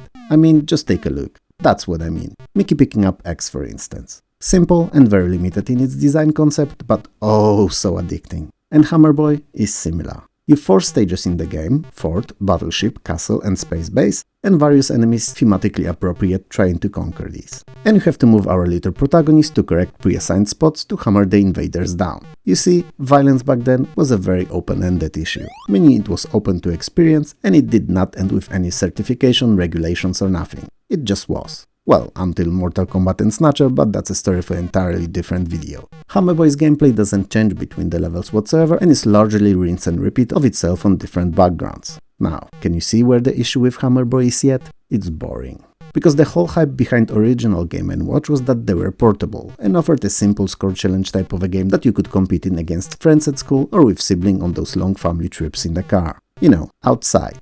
On a PC, at home, it was DOA. We had hundreds, if not thousands, of more expansive, better looking and more fun games available. And no one asked for this one. You're listening to me talking about it in a video about to obscure those games, so I suppose it's clear how popular it was.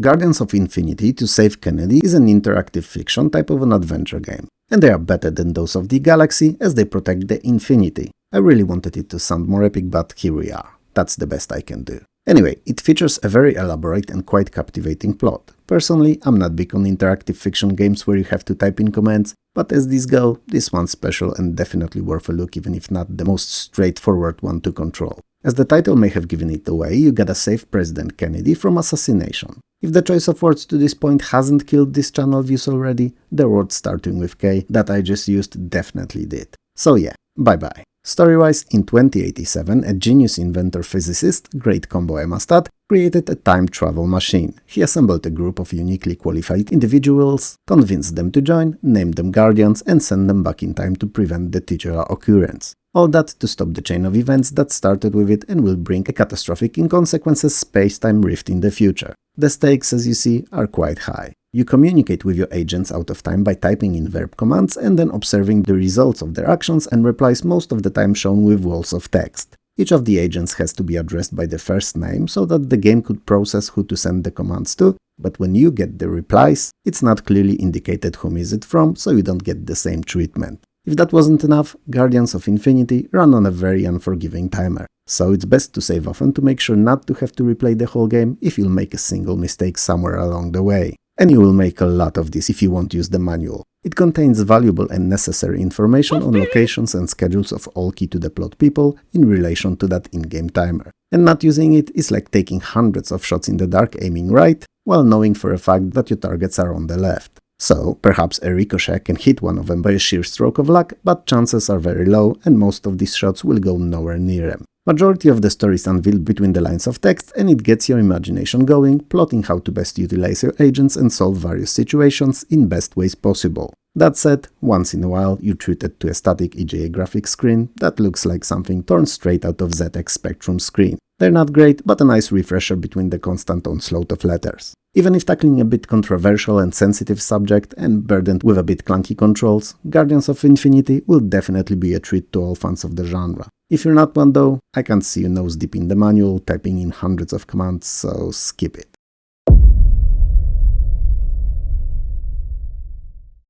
Heaven and Earth is probably the toughest game to talk about out of all in this video. It's a triple threat, if you will, serving 3 puzzle games under one title's roof, each very unique and distinctly different. And yet, all fun. The first of them all is a variation on a solitaire, and I say it with a very broad definition of it in mind, as it's a puzzle card game that's arguably way better than solitaire, and also more robust and complex too. It uses custom cards, each described with 3 unique suits as opposed to regular cards too. First is a month that they correspond to. Second, the element of fire, earth, water or air. And finally, last is the theme of a card. And this can be a lot of things, stuff like rain, thunder, mountains, among others. You stack them up following a very intricate rules of combining into regular and bonus sets, positive or negative.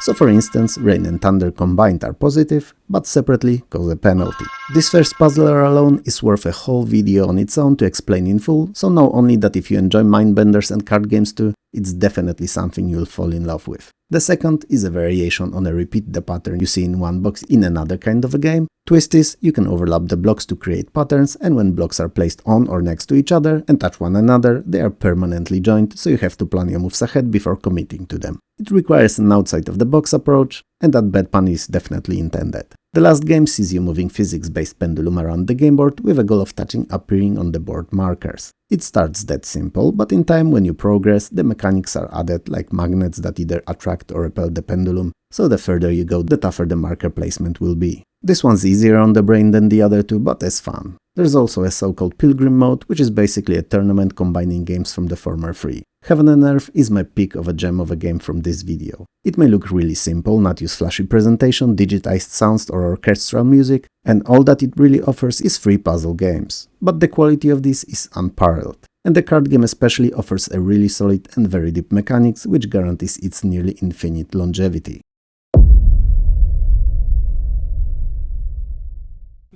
Haribo's Quest is a point-and-click adventure game, and it's been released as a promotional product for Haribo Candy. It's also clear basically from the get-go that it's directed at the younger audience. And not only cause when they're kids it's easiest to get them addicted to sugar, but also cause the puzzle difficulty in this one is virtually non-existent. Now, and keep that in mind, I didn't say it's a bad game. I just pointed out that it's beyond easy. And you know what? If you want to teach your kids how to play adventure games, or have a friend that always tried to completing one but failed each and every time without a walkthrough, well, it's one that will fit both play case scenarios. An evil dragon destroyed the super secret candy formula, and the land of Bonbonia is in risk of failing to ruin. So, our young hero, Harry Boy, is sucked into a painting in his room and transported to the magical land to save it. To find all pieces of a spare copy of the recipe, traveling across 3 different worlds: medieval, Roman and Wild West themed.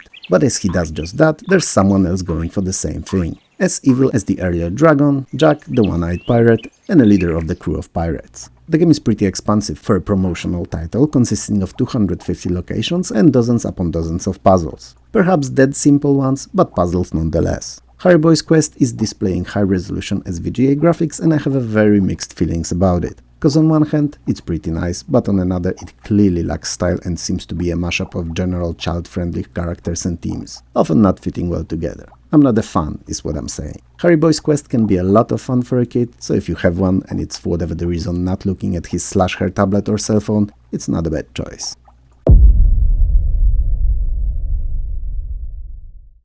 Hero's Heart is a top-down single-screen shareware puzzler that feels a little bit like mixture of Boulder Dash and Chips Challenge. Since it's running in high resolution, each of the 25 included levels contains at least few separate and small puzzles to solve and collect all the hearts. Oh yeah, I've not mentioned it yet, but each level requires you to collect all hearts to be able to get to the exit. Naturally, all stages are filled with hazards like fire, arrows, monsters or falling rocks, to name a few, and special puzzling items and tiles like conveyor belts, wooden crates that can be used to travel across the pools of water, expandable bridges and keys. And you have to figure out the path around the first, using second to complete each challenge. Naturally, as in many similar titles, there's often only one correct way to complete the level, and figuring it out is quite fun, especially in the latter parts of the game, as the first few are rather easy. Hero's Heart's sound design was made to infuriate all the cats and dogs around and to wake up ancient evil lying in hiding in eternal slumber to once again race and cause death and destruction all around. So they're annoying and beepy, and there's nothing much you can do to make them sound better other than straight up turning the sound off. Whatever, it is what it is.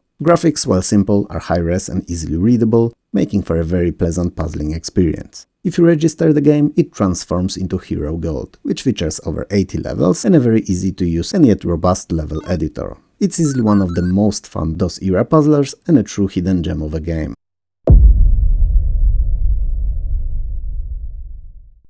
Heavy Barrel is a port from the arcades and a top-down action shooter similar to games like Commando or Ikari Warriors.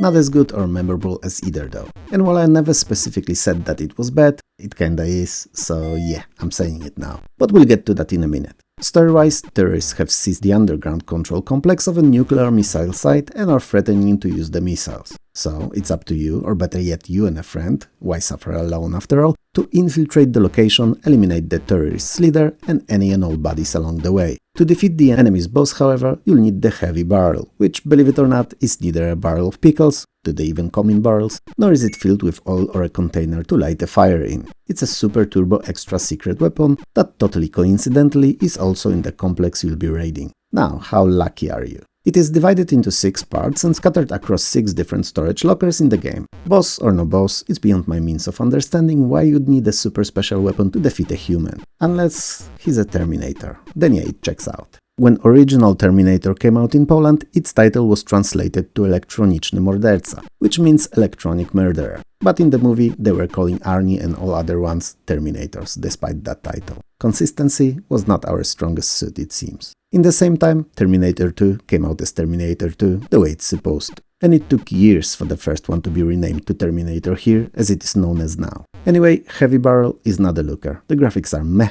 at best, with most of the screen covered with a huge frame and only small window in the middle designated for gameplay. Enemy sprites are rather bland and move as if they were carrying heavy load in their trousers, with legs spread out as if their feared said load would soil the rest of their clothing too. Animation and scrolling is jerky and the sounds are a PC speaker's owner's nightmare. Same repeatable beeps and bops with no music. Heavy Barrel is not great. I don't like it. But I imagine that playing it can be fun, especially if you have someone with you and drinks are involved. In any other case, I'd avoid it. There are better shooters on PC.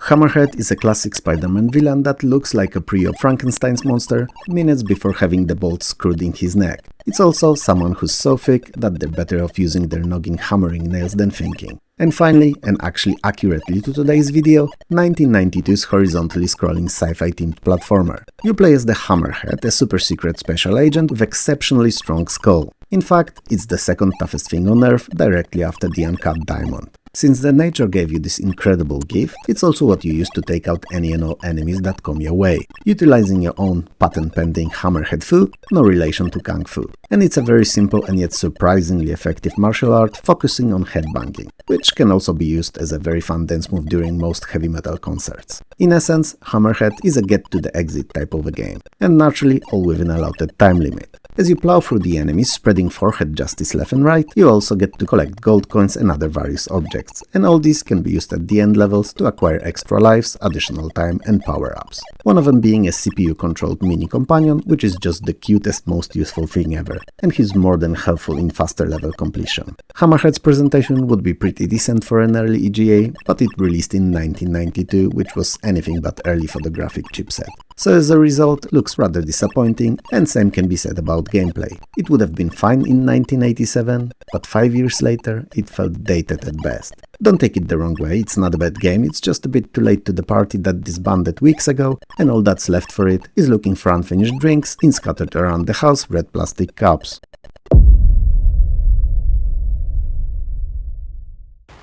Gaimo is a side-scrolling platformer similar to Alien Carnage, but less brutal. also sporting a name that says nothing about it really and sounds like one of those exotic diseases that you get after a jungle spider bite. To summarize the story, entity known only as Nectarion conquered Bitland and declared his intention of destroying humanity. One of the most stupid things any villain can do is either share their entire plan with a side observer or their captive, or like here, downright declare it. But whatever, I'm no villain, I have no clue what they have to do. Perhaps it's in the job description. You play as the teacher Gaimo and you will stop Nectarion. You won't fail and the world will forever be indebted to you. Note that down. Gaimo features beautiful lush console-like graphics, rich backgrounds and butter-smooth animations. It's a pleasure to both witness and play. You'll face many different enemies and monsters on your adventure and they're all out there to get you.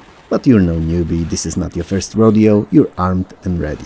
And you can blast them all into non-existence with your trusty gun. But just because you left your home with it, don't mean that you have to stick to it, and you'll find other, better ones as you go, from an arsenal of 10 different guns available. There are some power-ups too, just saying.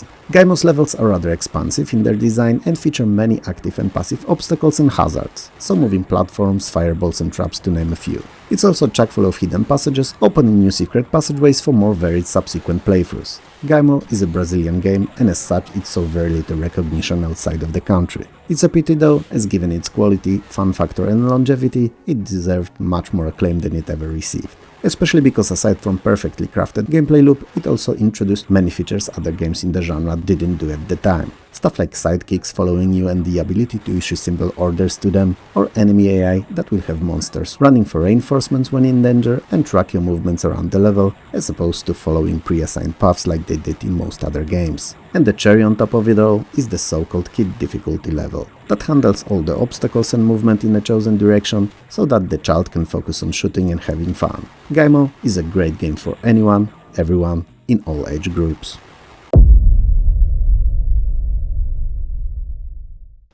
Heartlight is a game that I think most people never heard of. I played it first on the Amiga, and then when I moved to PC, I made it a point in my non-existent in reality, yet very serious virtually, teenage agenda to track it down and get for my new grey box. It was more cream than grey, but I digress. Oddly enough, PC was first out of both 16-bit systems that ever got a port of Heartlight, so while I played it on Ami first, it was actually a second big system it landed on. Not sure if that's important, I just decided to share it. Cause we're friends, you and I. Bit weird ones perhaps, as I do all the talking and you listen. You always listen. You never judge, you listen. You take it all in, and then we're both happy when I'm done. Well, actually, some of you do judge from time to time, but a little bit of constructive criticism in the comments keeps me grounded. Anyway, you're great is what I'm saying. And I just wanted to share this little memory with you, that's all. Heartlight only ever came out in Polish, which theoretically should limit its potential reach, and sadly it did. It's disappointing, as aside from the game start credits and loading screen, the language is hardly noticeable anywhere and doesn't get in the way of playing. Heartlight is my most favorite Boulder Dash-esque game ever. It looks pretty nice, sounds, well, not great but it does, and features 64 brilliantly crafted and hella demanding levels. They're way more strategic, difficult and puzzle-centric than those in Dash, so at times they may require a little trial and error trying to work out the order of moves and gimmick behind a particular puzzle. Having to repeat a stage time after time may feel a bit annoying, but when you finally solve it, it's incredibly rewarding. All because they're smartly designed, and when things finally click in your head and you get that eureka moment, you instantly see things falling into place and how to carry on throughout the level perfectly. Heartlight is genuinely very good and most importantly fun game that deserved much more attention than it ever received. It should be remembered and played and not become just a footnote on a gaming history. But it is what it is, and I can't change anything today. Anyway, the cherry on this already sweet pie of a game is inclusion of an incredibly easy to use text-based level editor. If you ever get a chance and like puzzle games, don't sleep on Heartlight. Too many for too long have already.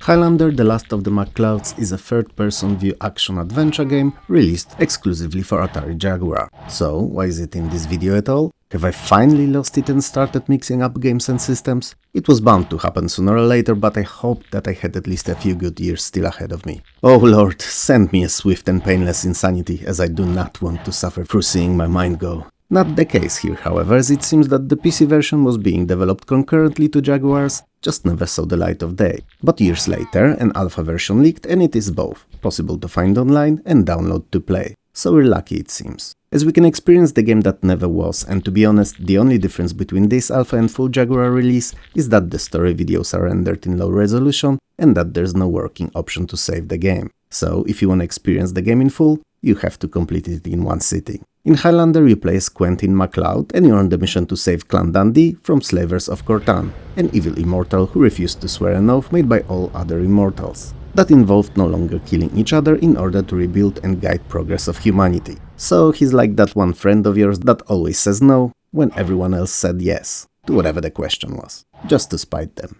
Dick move if you ask me. Whatever. The gameplay is conceptually very similar to Resident Evil and Alone in the Dark games, with full 3D characters and objects displayed on pre-rendered static backgrounds, and it mainly consists of exploration, battles with the enemies, and some simple inventory-based puzzling. The combat is rather clunky, and it's not as straightforward and natural feeling as in the two aforementioned classics, and while you get to find sword rather quickly in the game, seemingly the best weapon, if you ever come across a rubber chicken, don't hesitate to switch to it. And it's not a joke, it's an honest-to-heart advice, as it's easier to hit enemies with it and it does very comparable damage to the sword. In the end, it's not very often we get to check out and play something that should have never existed, so if you're into games that quote-unquote weren't, make sure not to sleep on the Highlander, the last of the MacLeods.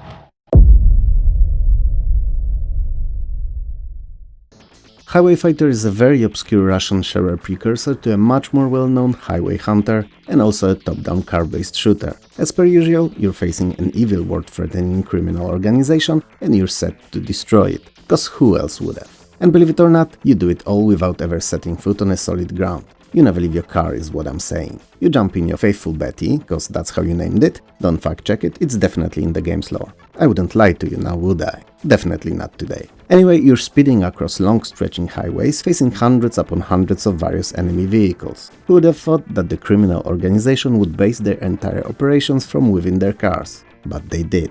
The laser cannon that you start with, while being a pretty neat and powerful weapon, can obviously be upgraded by pickups to offer even more destructing power than it normally does. Then there are also shields front, side and rotating that you can find. First will allow you to destroy the enemies in front of you, ramming into them, just the way they do it in action movies. Side will prevent your car from destruction from edges of the road, and the rotating one orbits the car and destroys enemies on contact. And finally, there's the bomb that instantly clears the screen of all enemies. Graphics-wise, Highway Fighter looks excellent, the backgrounds and sprites are all very colorful, smoothly animated and very varied, keeping the gameplay fresh looking all throughout. All that said, Highway Fighter is very demanding. It's so difficult in fact that only the most agile keyboard ninjas and WSAD assassins will be able to get anywhere in it. It's also probably why the game was then re-released in the West as Highway Hunter, polishing bits and pieces here and there and considerably lowering the difficulty. Either way, the original is still fun, just may take much more sweat and tears to complete.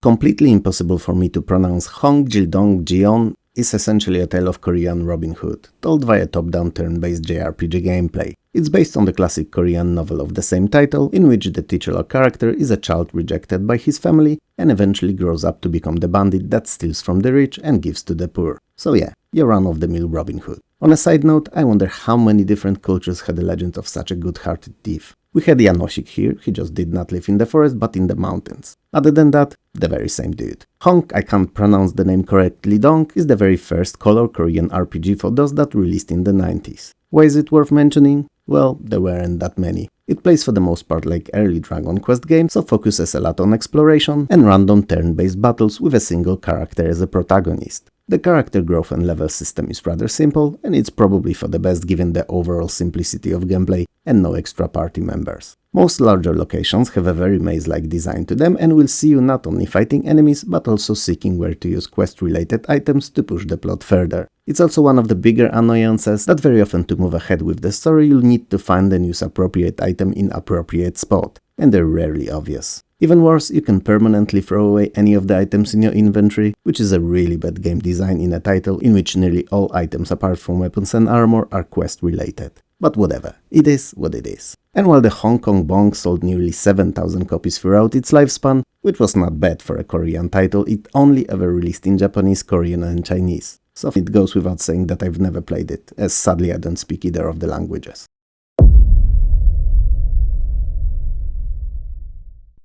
Despite the previous game telling a story of a Korean Robin Hood and this one being developed by Sherwood Forest Software, I assure you that this is all just a mere coincidence, and it's not a Sherwood Bandit themed episode. Also, High Seas Homicide is a game that single-handedly puts this entire video at risk of demonetization. Some words are just best unsaid on YouTube, and it seems I constantly ignore it. Look at me, being a rebel and all. Anyway, High Seas is a text parser-driven shower detective adventure. It takes place aboard of a cruise ship HMS Elias, on which you're on vacation. You're a Scotland Yard detective, one Martin T. Beringer, who upon hearing 3 gunshots coming from the vague location of a ballroom area, leaves his cabin to investigate. Majority of gameplay will see you walking around the ship, conversing with people on board, trying to figure out who was shot and, more importantly, who is the killer. As you talk to more and more passengers and crew, you'll slowly start figuring out, based on all the clues, who the potential suspect is. If you identify him correctly, you'll get a reward. But beware, as false accusation will see you being abandoned in the middle of the ocean in a lifeboat. While High Seas sports despised by me text parser mechanics, and I really hate those with a passion of a 7,000 retired adult industry actors, it also features a very basic EGA graphics. Usually I would have considered them fugly at best, but given that most you do will see you typing in letters in a manic fashion, any graphics are a nice touch here. If you like parser adventures, you'll definitely enjoy this one too, even if it's not as complicated as some others can be. But if you don't, then avoid it. It's not one to sway you.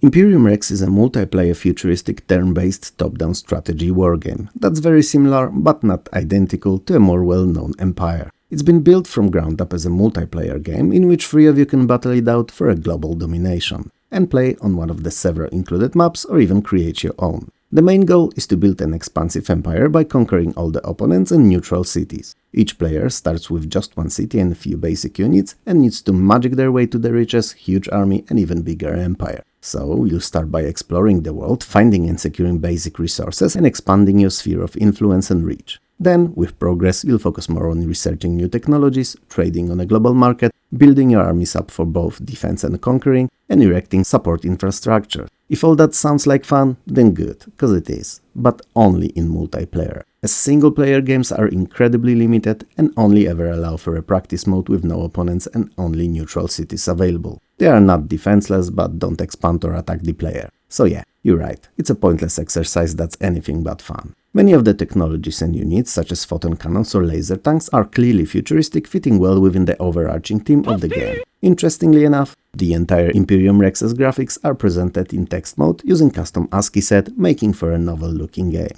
Now, let me be clear, Imperium Rex, even in multiplayer, is not the best strategy game you may spend your time at, but it's good enough for you and a couple of your friends to have fun for an evening or two, creating custom maps and then battling it out on them while having drinks.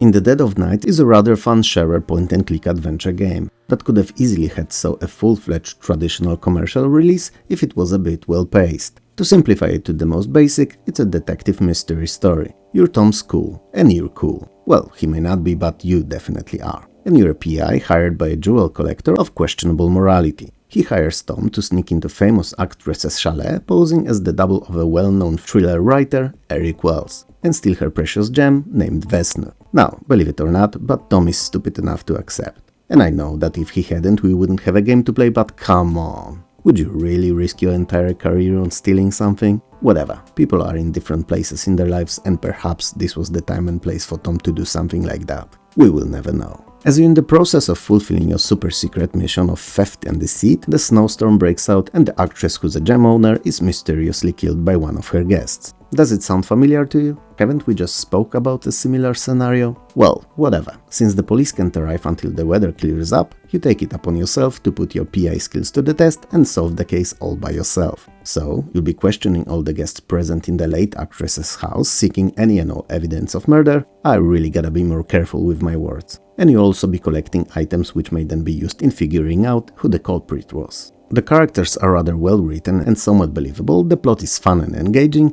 and the puzzles are just right. Not too easy and not too demanding. And the only problem that the game has is the aforementioned pacing. cause you may very well be in the middle of questioning a group of people one by one, trying to find anything, the tiniest of strings to pull on, not knowing if you're getting any closer and having nothing to build your case on, and then 5 minutes later suddenly have most of the case, or at least a solid chunk of it, all entirely figured out. The game leans more on the detective side rather than mysteries, is what I mean here. The presentation is decent, though nothing unseen in similar games, and overall, In the Dead of Night is a fun little game to waste some time on. So, if you like point and clickers, don't skip it.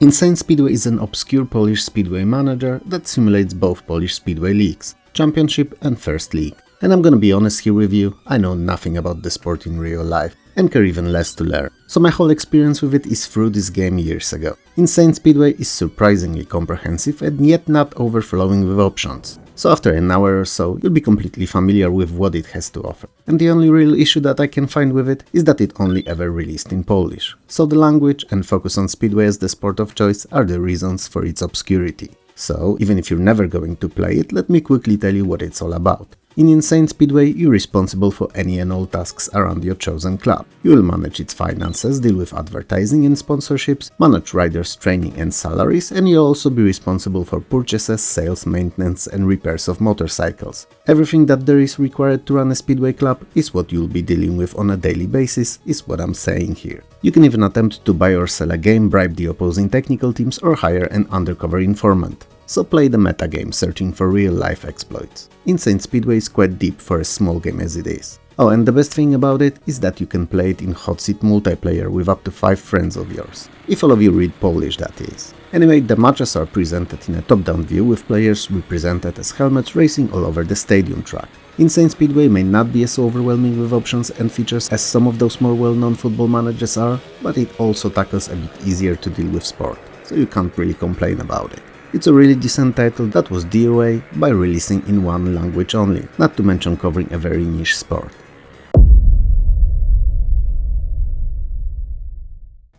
In Pursuit of Greed is aptly named 1996 genre sci-fi first-person shooter. Why am I so mean to it despite barely mentioning anything about it? Well, it looks as if it was made only in Pursuit of Greed. To ride the wave of the FPS craze and cashing big on ignorance and obliviousness of players wanting more and more games in the genre and not having bothered to check the reviews of them beforehand. I mean, if I was to purchase In Pursuit of Greed at full price, I'd be seriously disappointed. Pissed even. It somehow manages to look worse than 3 years older Doom, play considerably less fun too, and feature a selection of enemies and weapons that not only feels generic and uninspired, but also boring to use. I mean, do you remember how fun it was in Doom to get a shotgun? Or a chainsaw? Or even a big BFG? Not here. All weapons just pew pew pew, and while they look different, they don't really get that "oh shit, that's so cool" moment at any point. There are 5 different characters that you can play as, but in reality they're just 5 different skins that you neither really get to see while playing, nor they feel noticeably different. And the only semi-novel thing about the game really are the randomly generated weapons and ammo. They're not pre-baked into the levels as particular ones, and you never know what you'll get. And it can lead to you being either heavily over or underpowered and the game feeling uneven. It may have been a leftover from a multiplayer design, but I've no way of confirming or denying that today. Correction, I don't really care enough about it to dig deeper. Somehow we've finally got here where I have to mention how it runs. Well, I don't have to anything, but it's worth a word or two. Quake that looked 77,140 times better than our today's shooter does, ran way better on then current hardware than In Pursuit of Greed did. And sure, the game will run fine today through those box, cause we can throw at it practically infinite by 1990 standards horsepower, but playing it using original era appropriate hardware would be a test of patience, as frame rates like to stick to the very low double digits, most often starting with 1. Believe it or not, but In Pursuit of Greed has a story. It's really bad, takes place in the year 15,432, yep, that's when it happens, and you're working as a mercenary for those who pay the most. That's more or less the gist of it. I won't get into more detail, cause I hope that you won't waste your time trying to play this game. It's not worth it. I should really stop dumping on it already, I'm nearly empty anyway. So, there is one thing that's worth praising about it, and it's the soundtrack design, which is just fantastic. And how such an amazing collection of tunes ended up in the potato of a shooter will forever remain a mystery unsolved. I won't recommend playing In Pursuit of Greed to anyone, but if you like 90s video game music, then track it down anyway, just to listen to the songs.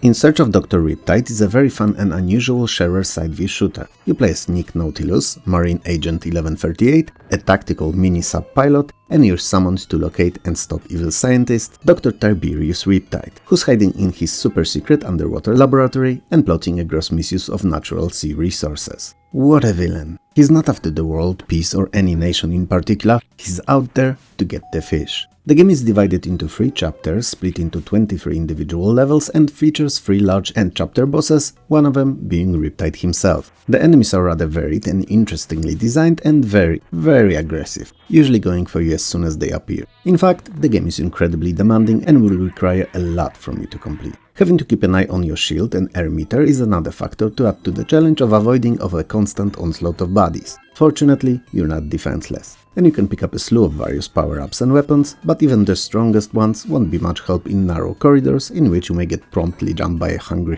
hippos. I mean hungry sharks, or piranhas even. So going through Riptide will be a test of both your shooter skills and ability to use Jason. Yeah, Jason. I've not mentioned it before, and it's your best friend in this fiendishly tough game. It's a small submersible manless remote-controlled craft that you can send ahead to scout for dangers. Jason's HP is not connected to yours in any way, so if he dies while scouting, you're not getting harmed. And trust me, the sooner you get used to using it, the better you'll do in the long run. The levels are big and rather nicely designed, and the graphics are quite decent too. Sound design, however, is not great. I mean, it's nothing that should detract from playing, but it's definitely not complementing this otherwise stellar package. In the end, if you like shooters, especially those older 8-bit cavern-based ones, In Search of Dr. Riptide is very similar to them, but lifted to the modern at the time gameplay and presentation standards. And while it's really demanding, I cannot not recommend it, it's just too good to be ignored anymore, especially that the history already managed to do it once.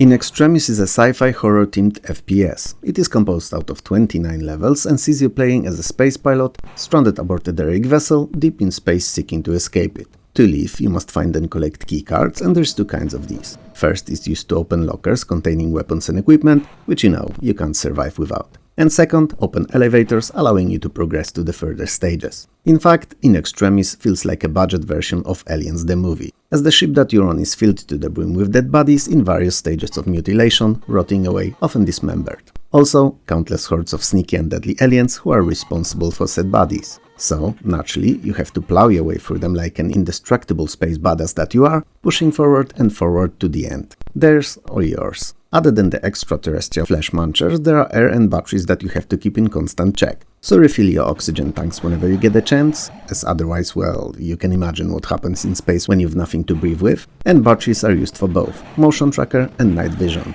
These two drain the batteries like crazy, like a teen draining his first ever bottle of whiskey, not knowing what's waiting for him on the other end of it the next morning, and it's usually regret, pre-broken promises of never doing it again, and pain everywhere. Possibly some sweet one-on-one with a toilet and a day prior's dinner too. You never know until it happens. Some levels feature hatching nests that spawn aliens in a constant uninterrupted stream of death and destruction, and these can be destroyed only with the use of bombs. So it's best to always have at least one, you know, just in case. Better to have it and not need it than need it and not have it, or however else that saying went. Anyway, from a technical point of view, In Extremis is closer to Wolfenstein than Doom. It's running on a very simple texture-mapped raycasting engine. All the walls and corridors are limited to 90-degree angles only, and the levels are very flat and maze-like in their design. That said, texture work, enemy and weapon details are a definite step up over Wolfenstein. So, in reality, it's somewhere in the middle between the two classics. Sound design is pretty good too, with clear, not distorted samples well fitting to the situation on the screen, and all weapons sounding the way you'd hope that they would. Bottom line is, In Extremis is not a bad game.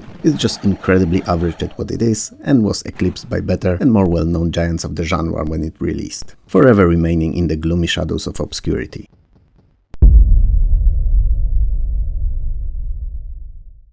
Island Pearl is like my first relationship was, so mediocre at best. But unlike that relationship, it's also a first-person shooter. It tells its story via incredibly cheesy full-motion video sequences, and as much as the story bits are so bad that they actually end up being ironically good, the gameplay never really reaches any noticeable heights. In fact, mediocre may be a bit too big of a word for it. Both the game and my failed late romance. In Island Pearl, you're Dick.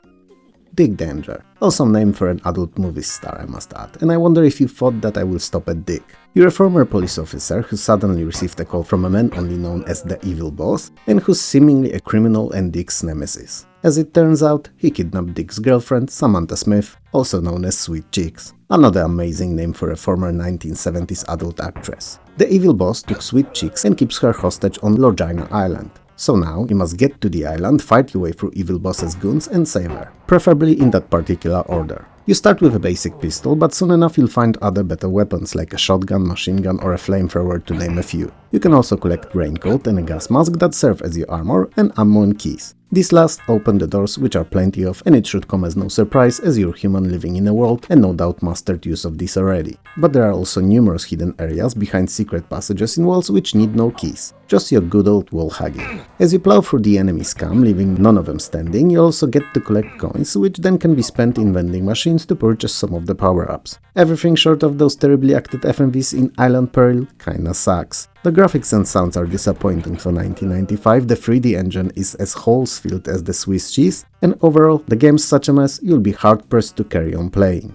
I mean, you can walk through villains as if they weren't there, the weapons look awful and feel unconvincing, and the enemies' dying animations, well, they're definitely something.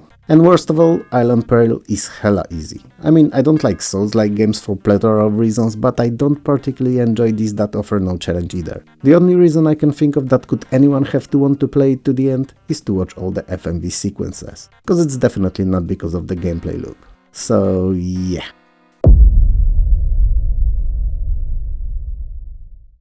I'm sorry about that guys, but the second game today is also not a great one. What a way to start a video, right? I should really mix them in, hide them between the better titles, but why do that? They have to be covered one way or another. Anyway, Inordinate Desire is a sci-fi space-based turn-based strategy that places you in the shoes of a commander of a space fleet who aims to conquer various alien planets. The gimmick here is that you're planning a grand strategy from a spaceship carrier in orbit and then fly down to planet surface to personally take control of tactical offensive. Each round, before issuing combat orders, you can buy new units, send pilots on patrols or repair your ships. When that's done, you get down to the planet surface to lead the attacks. And you can direct your units either to move or attack. Yes, either. They can't do both for whatever the reason. Additionally, there's no indicators of any kind, be it numerical, bar-based or visual on enemy units' condition, so you have to attack them blindly, hoping that you did enough damage that with each attempt you're getting closer to destroying them. It's a not at the very least mechanic, and it gets tiresome fast. I mean, I don't need to know the exact number of HP they have, but some kind of a smoke or sparks at the very least would tell me if the attacks were successful at all, more than nothing does. Cause it does just that.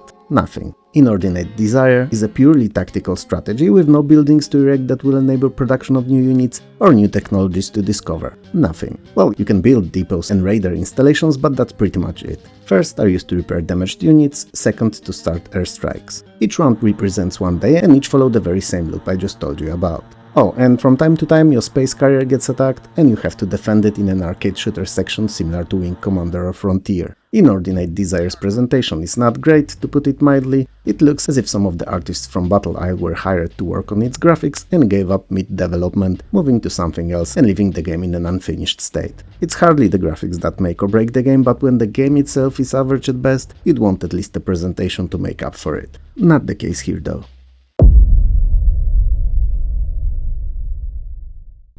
Now, finally a game for me. International Sports Challenge is a multi-event sports game for up to 4 players. And as much as I am usually not into sports, these compilation/competition games I love. Well, I've no one to play it with now, but when I did, they were a hell of a fun. ISC features 6 different sports spread over 21 separate events. You can mix the individual events however you'd like, or play them all in sequence along with the 26-mile marathon. And it's done in a very unique and fun way, I must add. Cause for once, it's not a marathon that you actually have to waggle your joystick to like a drag fiend or smash your keyboard to thousands of pieces. Nope, not the case here. You plan a strategy for it, adjusting your runner's effort and rhythm, and setting up drinks and refreshment stops. When that's done, you enter the second event, which is actually interactive, and the runner keeps doing his thing, pacing in the background, following the strategy you planned for him. Events and marathon setup alternate so that you can constantly observe the runner's progress and assess his performance, and then adjust his approach if needed. Other than the marathon, the included events are in no particular order: 1 and 2 meter springboard diving, 5 meter platform and diving medley competition, show jumping in 4 difficulty levels, 50, 100 and 200 meters swimming races using breaststroke, butterfly and freestyle, 1000 and 2000 meters spring cycling and pursuit racing, and finally skeet, trap, bore and target shooting. They may seem very samey, but many of these events actually feel quite different from one another and should provide you and whomever you'll decide to beat at the game hours of fun. Most sports are presented in 2D pixel graphics, but some use a mixture of flat-shaded 3D and sprites. All, however, look nice and run smoothly. If you have someone there with you, it's probably the most fun multiplayer game out of this whole video.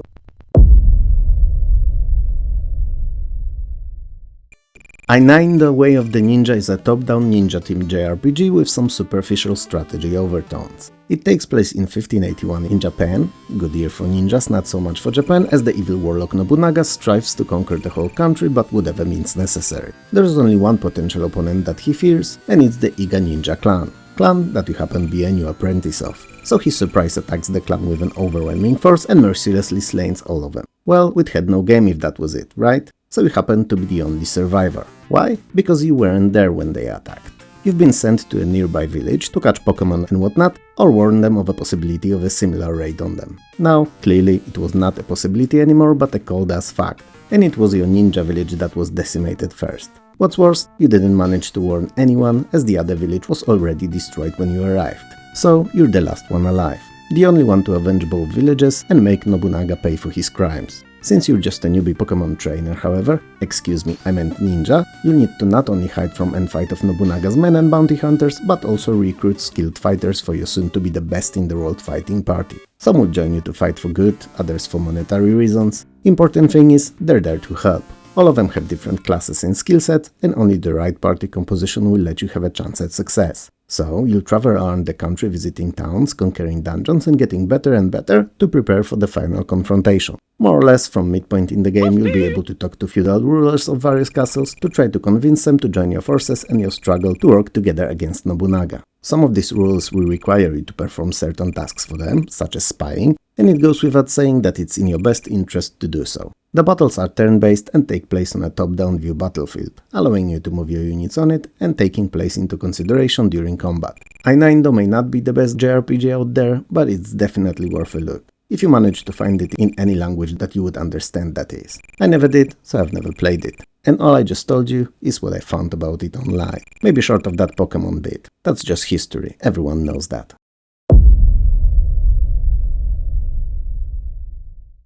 Interpose is a sci-fi horizontally scrolling shooter and it features pretty unusual plot. I know, we shouldn't care much for the story in a shooter, because, well, it's a shooter, but it's a good one, trust me. Short one, but good one. So you're these anthropomorphic links, so-called overlinks, Uberlinks if you will. And on one of those seemingly boring-ass days, your planet has been suddenly invaded by an unusual, aggressive and ugly-looking race of, well, humans. Yep, for once we're the bad guys. So, you're playing as a peaceful by design species that's living in complete harmony with nature, and suddenly have to defend yourself from technologically advanced and destroying all environments in their way humans. And if you think about it, it checks out. That's precisely what we do. So you jump in your fighter and head off to defend your beautiful planet. Interpose is built out of 23 action-packed levels spread over a few thematically different areas, and we'll see you fighting hundreds upon hundreds of various human crafts. Some of the defeated enemies leave coins behind and you gotta collect those to spend in the in-game shop to upgrade your fighter's shields and acceleration, to purchase better weapons and bombs, or upgrade your current ones. The variety is definitely there. Enemies also come in different shapes and forms, mixing classical copters with very alien-like looking flying saucers, which would contribute to the theory that all alien sightings reported were really of our own making.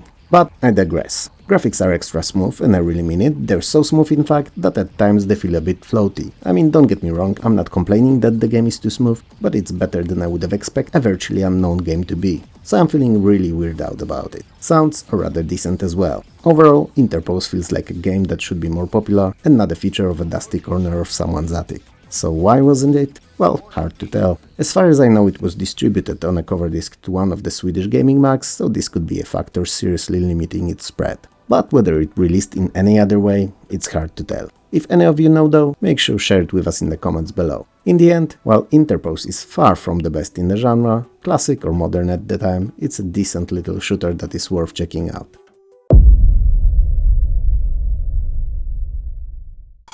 Island Hopper is a rather light sharer, vertically scrolling shoot 'em up. As the title suggests, you're flying over series of islands, fighting off hordes of land, water and air-based enemies in a very generic feeling shooter. It's so generic in fact that I can't tell for the life of me when exactly it is set. It feels World War II-ish, but don't quote me on that. I've done no research on this, it's pure guesswork.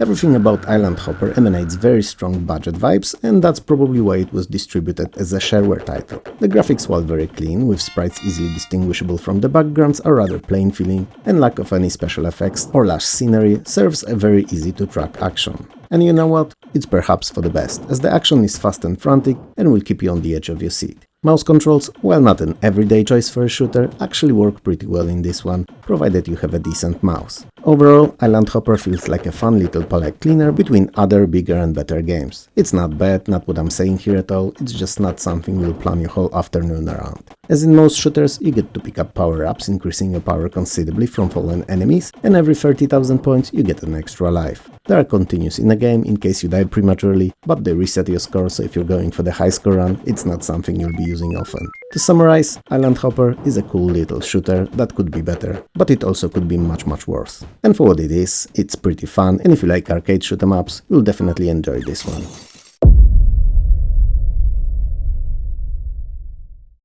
Joyous Rebel is a top-down turn-based fantasy role-playing. The inspiration with late Ultima games is more than prominent in this one. Story, however, is a reworked and expanded version of one coming from an earlier smaller game, Joyous Rebellious of Jive Culture, which I've never even heard of, but here you go, it's the source material. Story-wise, you play as a guardian of the King of Light sent away to foreign kingdoms in a mission of peace. When away, you're suddenly struck with an overwhelming feeling of impending doom, comparable to one I get going through my day job's front door every single morning. It's terrible. The king, while still in the kingdom and miles away, shares the grim feeling, as if you were some kind of deranged magical twins communicating subconsciously at the distance. So, you break away from your mission and hurry back feeling that the just and good ruler may be in dire danger. While traveling on sea, sudden enormous storm slows you down considerably, and then you're nearly killed by a lightning. When you wake up, you realize that you're in a fisherman's cabin in which you've been recovering after he rescued you. Wasting no more time, you head off to the castle to save the king. And this is where your adventure begins. And it's an ugly, crude and graphically disappointing for 1996 title. But I didn't say that it's not fun. And if you're into RPGs, it may very well prove to be something you'll want to experience. Perhaps Joyous Rebel is not especially creative and it doesn't stray far from fantasy cliches of yesteryear, but what it does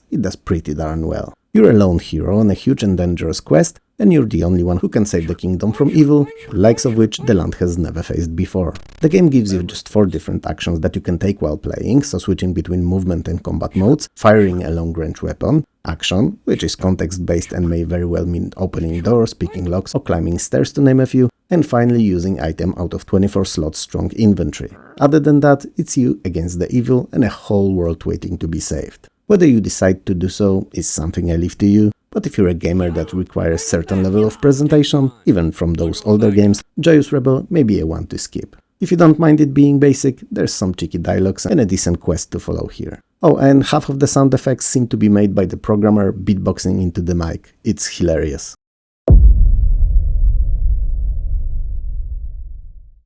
Another one of those incredibly easy to pronounce Korean games, Jaisai Niundal, which probably sounds nothing like it, is a side-view action platformer with a heavy emphasis on action, and tells a tale as old as the time itself. You're a peasant boy who happens to be in love with a beautiful girl, and that girl loves you too. So, theoretically all should be fine and dandy and you should live together in idle peace, happiness and harmony. But as it turns out, an evil noble kidnapped your girl and aims to marry her, whether she wants to or not. These were not the times and place, after all, where a woman could just say no. But there were definitely the times when a kind-hearted, young and full of love boy could move mountains to save his beloved. And since the nobleman in question is rather wealthy, he's throwing army worth of henchmen at you to stop you in your tracks and prevent true love from flourishing. Now, if that's not an underdog story, then I don't know what is. Still, even if you're alone, you're not defenseless. You can attack and block with your stick, and that block will be hella useful, so learn to time it well. And you can also throw sickles and use various magical spells. But your biggest asset and help in all of this is definitely you. You playing as a boy in love, and you never fail. At least since we've known each other. I've really no clue how you did before. As you can see, the graphics are darn good, full of detailed and smoothly animated sprites drawn in a very manga/anime-like style. Sounds I couldn't record, so sorry for that. I should really look into it.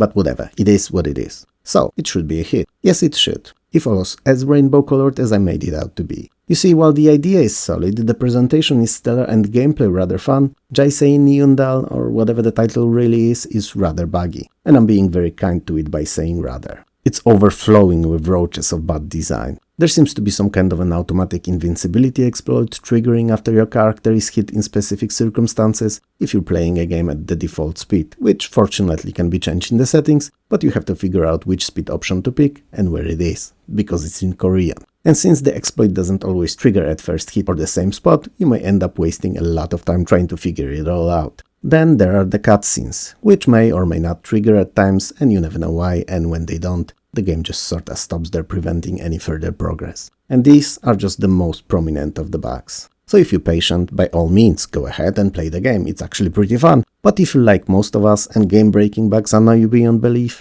then avoid it like I avoid my boss's wife. So doing everything, anything in my power to stay away from her, as every time we're in the same room, I can literally sense how the average IQ there is dropping dramatically.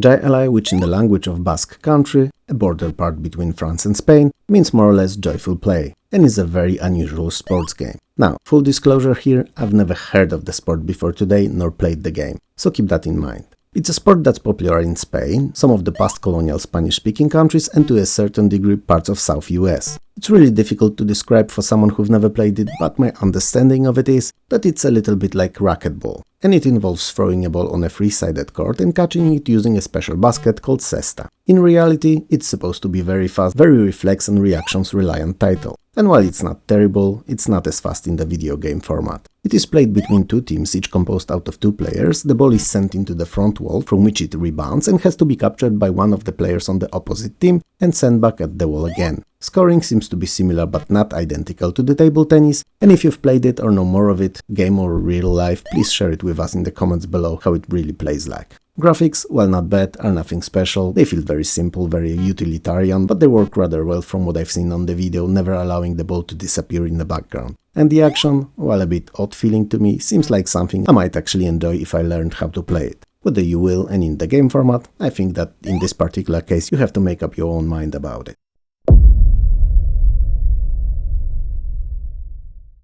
After so many titles so difficult to pronounce, Jamit feels very refreshing. It's a pretty well made and playing arcade street basketball game, and truth be told, it seems to translate the sport to the computer screen near perfectly. For one, the game is one-on-one only and it don't discriminate, so both genders can compete on equal grounds. Then there are no complex rules to keep track of, no referee, and all the jostling, pushing and tripping the opponent on your way to the basket is not only possible, but often necessary if you don't want to be left in the dust score-wise. There are 6 different variants of one-on-one basketball in Jamit, and they capture the atmosphere of the sport better than most other games do to this very day. There are 3 distinctive characters to choose from, each having their own style of play, strengths and weaknesses. You start the game with $300 and you can bet on games. It may feel like an unnecessary addition, but it not only adds flavor, but also bankrupting your opponent can help you move to the next round. So it's actually a working in-game mechanic. Another interesting feature of Jamit is the so-called slam cam, which zooms in the heat of the moment to show off your awesome dunks. Or terrible failures, cause that's as feasible, right? Graphics-wise, Jamit is excellent. The digitized characters, while still lacking depth, move smoothly around the court and perform all their moves as you would imagine them to. The accompanying trash talk is not only funny, but also witty and well-fitting to the street setting. In short, if you like basketball or just multiplayer sports titles to compete against someone in, Jamit is definitely one worth a look. As at what it aims to, it definitely delivers.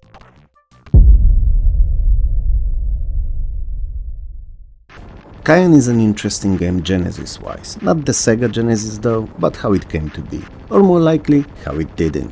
It's a horizontally scrolling shoot-em-up that was actually never finished. It was supposed to be a full-fledged game, but ended up only having 3 levels. They're feature complete though, so it's not as big of an issue as it may appear. Apparently it was made by Tron, quite famous member of the Renaissance demo group, later game developer and creator of the first DOS-protected mode kernel, and eventually one of the leading programmers on the backend engine of PayPal. Yes, that PayPal. And his programming proficiency shows all throughout the game, cause while Cayenne is rather basic graphics-wise, technically speaking it's really well made. There's 5 individual levels of parallax scrolling, and despite that it's rocket fast and extra smooth. Now, you may think that's nothing, you've seen more beautiful games with more parallax levels, but you gotta remember that it's 1992 that we're talking about here, and many of the titles still used EGA presentation back then, not to mention VGA and any parallaxing. Anyway, as I mentioned before, the game is built out of 3 levels, and despite there being planned more, it was never finished, and these 3 are a whole game now. It may not seem like a lot, but given how tough K-On! Is, it should take you a long while to complete it. And trust me, it will be punishing you every step of the way. There's 3 weapons available, each accessible by pressing a separate key on the keyboard, and each of them can be powered up via pickups found while playing. The enemies are quite varied and distinctively looking too, and bosses are hella challenging. K-On! Is one of those games that I'd like to see finished just to see what it could have had become, cause the seeds of something potentially great were definitely there.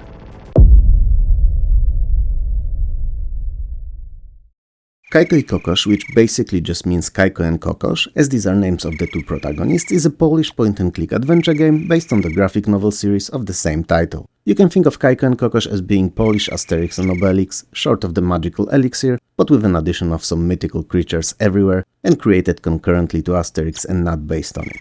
Wow, long sentence, I'm tired now. The pair are dynamic duo like no other. Kaiko is the shorter, brave and very smart fighter, while Kokosz is big-boned, strong and very loyal to his best friend. He's not the sharpest tool though. Together, they get into all sorts of shenanigans while defending their peaceful home village of Mirmiłowo against the notorious rogue knights stationed in a nearby stronghold. Throughout the entire adventure you can switch between them both at will, and some puzzles will require use of a specific one of them. Story-wise, evil leader of rogue knights, aptly named Hegemon, after failing numerous times to conquer our heroes' village, decided to approach it the smart way, rather than keep throwing warriors at the villagers. So he secretly poisoned the water in village as well. Learning of the occurrence, our 2 heroes head on a quest to restore the clean drinking water to their home. Graphics in Kaiko and Kokosz were made in close cooperation with the comic book's author and are really nice, though suffering a little from lack of details caused by low-res display. Sadly, most of the sprites are very static and hardly anything gets any frames of animation other than our duo. Sounds are okay, though very sporadic, and seem a bit out of place with no music in the background. And I understand that the game may have been ported from the Amiga, where on some lower configurations, if the devs lacked the know-how, they often tended to pick between either sound effects or music. But on PC, both could coexist easily on systems with a lot of RAM. But whatever, it is what it is. Quite unfortunately, the game has more pressing issues than that.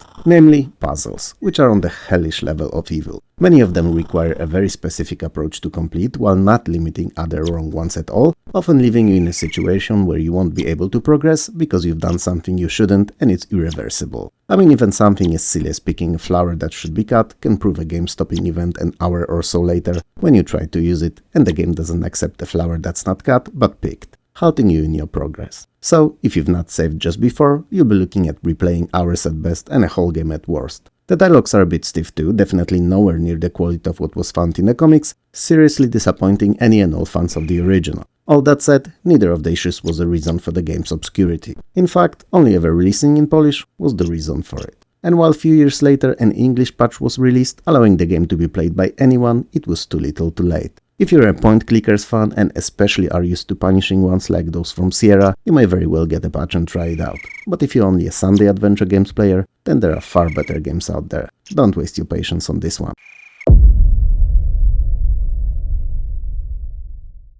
Keith the Thief, A Boy and His Lockpick is not only an incredibly long-titled game, but also a pretty interesting take on a parody first-person role-playing adventure hybrid.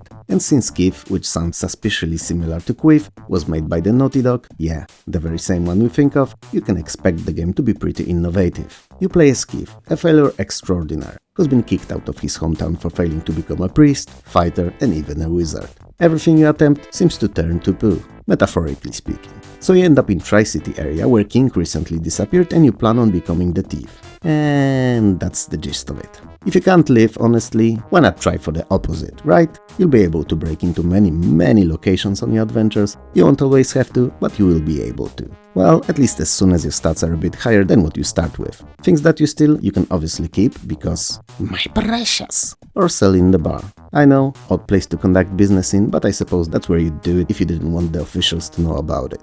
Anyway, as we know now, Kif is the adventure role-playing hybrid and it mixes these two quite well, serving some standard inventory puzzling along with the whole plethora of character attributes, equipment, experience points, levels and action-based combat, which is real-time and quite unique, allowing you to move all around while fighting, hiding behind the obstacles to regain strength. It's rather fun, even if a bit clunky, but it lacks strategy to it. Interestingly enough, while there are dozens of characters in the game that you can meet and speak to, it's worth to pick those conversations smartly. If that's even possible in a parody of a game, that is. Cause each time you want to ask someone about anything, you have to pay for it in gold.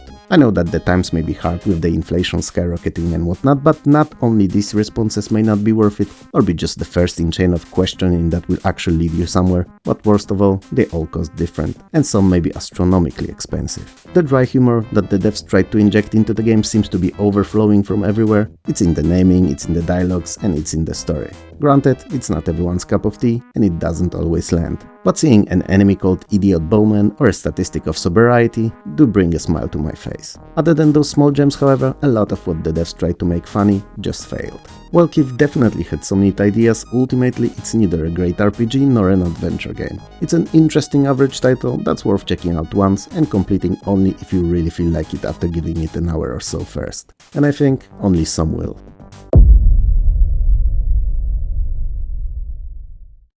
Kerboom is clearly based on Atari 2600's Kaboom, and it's basically the same game but raised to the 1996 graphics standards. Cheeky shareware class standards, but modern ones for the time nonetheless. And as it's easy to predict, and you can actually see now running in the background, it basically plays identically. There's still some kind of a mad bomber throwing explosives from the top of a high wall, and once again you have to catch them in a bucket of water to prevent them from exploding. Your lives are represented with said buckets, and whenever a bomb drops to the ground, one of them is lost. You can get additional ones every 10,000 points in a classic and 5,000 points in enhanced mode. That enhanced mode plays identical to the classic, with a difference that the bombers can also throw bombs diagonally. So, as you can see, other than the quirky graphics and an addition of enhanced mode, it's basically the very same game as it originally was. Now, question is, did we need a title like that in 1996? We didn't. But it doesn't mean that it's not worth a quick playthrough once every couple of years or so, especially if it's on your hard drive already. If it's not though, then don't go out of your way to track it down. It's not worth that much effort.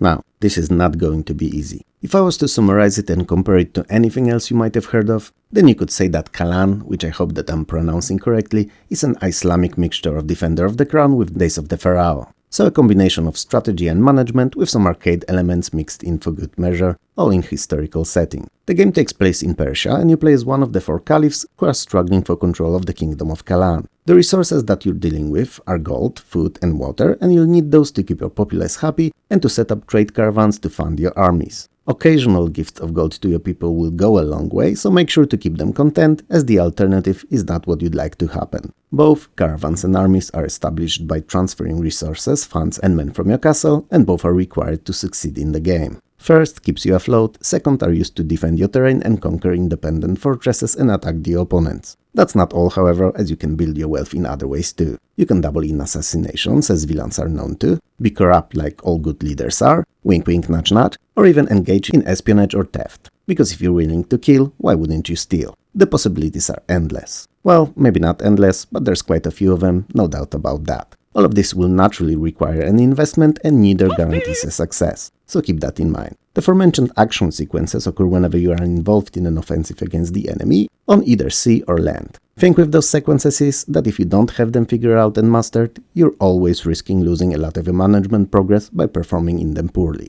So expect to fail a few games in a row until you get used to them. Now, if all that seems a bit vague to you, as if I've never played Kalan, then damn you. Damn you all to hell for being so sus of me. It's ridiculous that you could ever consider me talking about a game I've not played. And also, well done to you, sir or madam. I really did not play it. It sounds interesting though, so I will make sure to add it to my to playlist, for whenever I'm old and have a lot of free time to spare.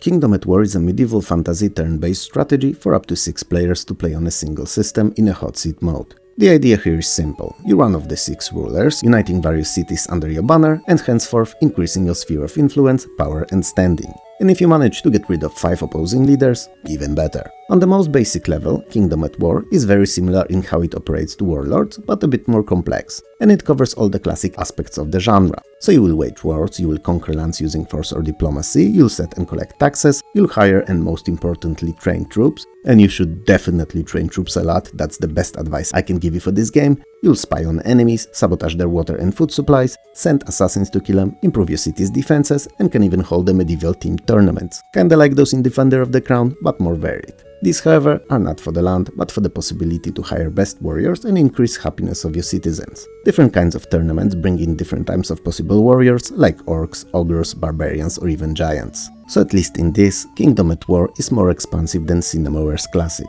Villages that you take under your wing can grow and expand into bigger settlements and have their populations grow, bringing more income and food, but requiring more resources and time spent to accommodate new workers. The part that the heroes had in Warlords is taken by generals in Kingdom at War, but other than the naming, for the most part they play the very same role in your armies. The game comes with 6 built-in pre-made scenarios and a custom one that allows for a map randomization and setting up many of pre-game options. And after you'll be done with the basic set, this is where you spend most of your time. Overall, Kingdom at War is a fun fantasy-themed medieval strategy that, other than the 2 small issues, is rather enjoyable and should provide few good evenings of exciting encounters between you and your soon-to-be ex-friends. Or AI, but it's not as fun that way. And what these 2 issues are, you may wonder? Well, first of all, there's no overarching story in the game, just a set of few separate missions and a custom game option. No campaign, nothing that would tie it all together in a coherent story. Naturally, it's not game-breaking, but it's definitely a criminal overlooking. Battle screens are the second thing I have issues with. Saying that they're lacking is an understatement. You attack and you're presented with a result based on both armies' numerical statistics data. So not only you can't control them, but don't even get to observe them battle it out.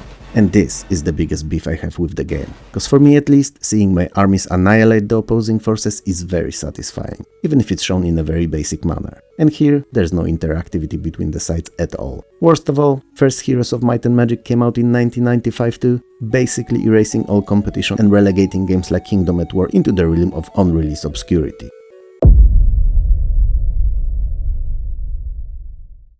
Kingdom of Magic is a comedy fantasy point-and-click adventure game that's filled to the brim with British humor. I mean, familiarity or even fandom of Monty Python is not required to play this one, but it's definitely recommended, and will set you up for what to expect while playing. It's also one of the most unusual and underappreciated games of 1990s. Sure, the abstract humor and often convoluted, not always logic-based puzzles may annoy some of us, and they would also contribute to the game's obscurity, but if you're into it at all, you're gonna have a lot of fun. The game gives you a choice of 2 characters to play as. Tidney, a lizard warrior who's a sarcastic comedy genius in the making, and Sharon, yep, hyphenated, and she's a big-boobed sorceress extraordinaire. And while 3 main quests are always the same, so finding a dragon to steal his treasure, finding the lost lava lamp of the ancients and relighting it, and rescuing Slurpee in distress, there are some side activities that may differ in all possible playthroughs. Especially that the game was made to be in large part non-linear when it comes to side activities, with many of the NPCs wandering around its world and doing their own thing, whatever that thing in particular moment may be, even fight with each other. And these NPCs can be literally anything. I mean, there are Elvis impersonators alongside Tolkien-like ring wraiths, mafia bosses, lady giants, karate elves, dragons, ninjas, trolls, dwarves, and Jack in the Beanstalk, to name a few. It seems that whatever the idea came to devs' mind was instantly added to the game with no thought given whether it will fit or not.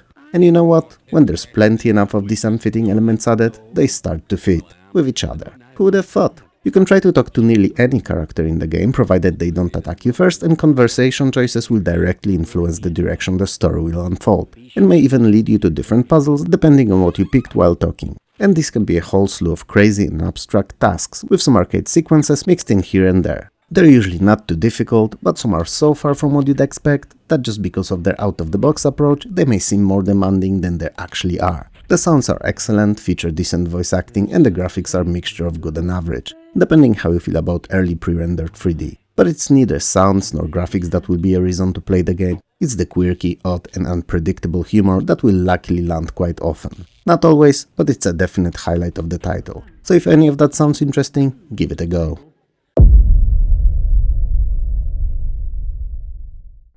Knights of the Sky is a World War I combat flight simulator and a second game by Microprose using this title. Well, technically first, but one of the two, you know what I mean. Now, the other you've most likely not heard of, as it was Sega Genesis' port of the ancient art of war in the skies, and was released under that name. Today's game, Knights of the Sky, offers 20 different aircraft to fly, a full-fledged World War I campaign, single dogfights head-to-head and flight training. The campaign is built out of series of missions, each with its own unique objective and also a number of dogfights that naturally arise while playing. The game keeps track of the number of enemy planes that you shot down and awards you a rank based on it. So you can compare yourself in the table to the World War I aces. Interestingly enough, Knights of the Sky was originally supposed to be called Red Baron, and it was abandoned later when Dynamics announced the Red Baron game first. And despite Microprose being well known for excellent flight simulators, that aforementioned Red Baron was Knights of the Sky's biggest problem. Because while Knights of the Sky may have been more realistic, more true to life in its simulation aspects, Red Baron was so much more fun to play. I mean, I can recall many dogfights, countless pilots I've lost in Red Baron, and how many times I came back to it over the years. I have no such memories about this game.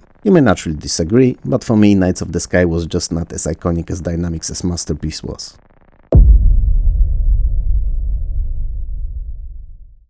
Chronolog is the game that for the sake of this channel I intentionally misspelled the title of. So, sorry for that, but one of the words used in it doesn't fly well with YouTube. It's also a post-World War II what-if scenario type of a point-and-click adventure. It asks and tries to answer one question. What if Germany had won and conquered the entire world? And it tells its story through the prism of that scenario. So, you play as Hoffman, American scientist by day and a leader of an underground resistance movement by night, who is searching for his missing son. And as much as it's not immediately noticeable, and for that matter for a pretty decent chunk of the game either, your quest will eventually put you in a unique position of being able to alter the history and change the future of humanity. So while the story is no doubt intriguing, interesting and will evolve the plot into a captivating tale that you'll be hard-pressed to abandon, the Chronolog has issues that seriously limit the potential fun factor that it could provide in heaps otherwise. First of all, the interface is anything but comfortable and will take a little time getting used to. It's not game-breaking, but definitely takes you out of the experience more often than you'd like, at least initially. Secondly, and worst of all, not only some puzzles will require pixel hunting all over the screen, but also Chronolog is not known to be forgiving or user-friendly in its approach to puzzles. And if you forget something somewhere, even to pick up a seemingly unimportant item that may be needed later on, it won't let you know in any way and just allow you to progress further. And you will, willy-nilly, until you'll be suddenly stopped hours later not having that one item you could have easily grabbed before. It's not a bug though, but a design philosophy and one I do not subscribe to, because it forces you to either keep a walkthrough at arm's length or get used to the idea of saving often, and having to repeat a huge chunk of content if you miss anything. Whether it's something you're willing to do, I cannot answer, but I don't think I'd play it today without at least skimming a walkthrough for names of all necessary items, trying to ignore as much of the story as possible. Graphics and sounds are really good in Chronolog, and given its gripping story, if not for the annoyances, it should have ended up being a hit, and not a title forgotten by most.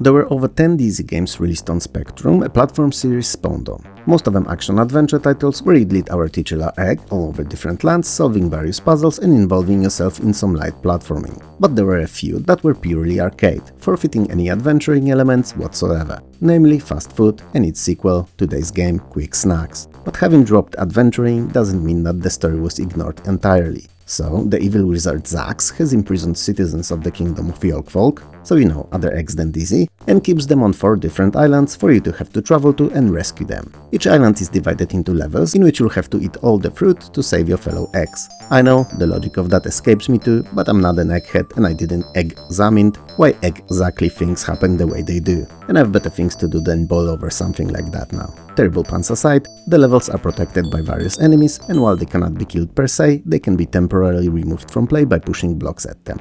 They appear to be moving randomly at first, but if you give it a minute and observe them, certain logic movement patterns will emerge and the game will become easier than it originally appeared to be. So, fortunately or unfortunately depending on your point of view, Quick Snacks is a rather easy game. At least if you're not gonna jump in rushing for the fruit, but give it a second, you'll find it anything but challenging. Every once in a while, you'll get into a bonus level where you also need to collect as much fruit as you can, but floors in those can be made of ice, making for a more puzzle rather than arcade feeling challenge, which is a nice change of pace and a fun refresher between the regular stages. Quicksnax's graphics are rather nice and colorful, in tune with what you'd expect from a Dizzy title, and a pleasure to witness while playing. Music is a combination of tunes from previous games, and while nothing new, all tracks are nice and well-fitting.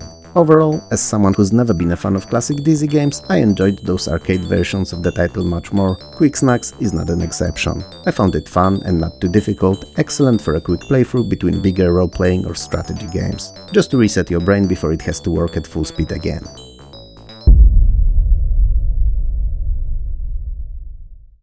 Gym Power: The Lost Dimension in 3D is an expanded and enlarged port of Amiga's original, Gym Power in Mutant Planet. Also nothing 3D about it. I mean, I think what the devs were going for with multi-level parallaxing looking very neat indeed, but 3D it is not. What it is though is a run-and-gun action platformer that's very console-like in its design and quality, which should not come as a surprise, as other than those, it also released on SNES and Sega Genesis too. So, it's fast and frantic, incredibly colorful, with huge but smoothly animated sprites and beautifully designed levels. Story-wise, Earth has been always guarding the entry to the so-called Lost Dimension and serve as its protector, knowingly or not.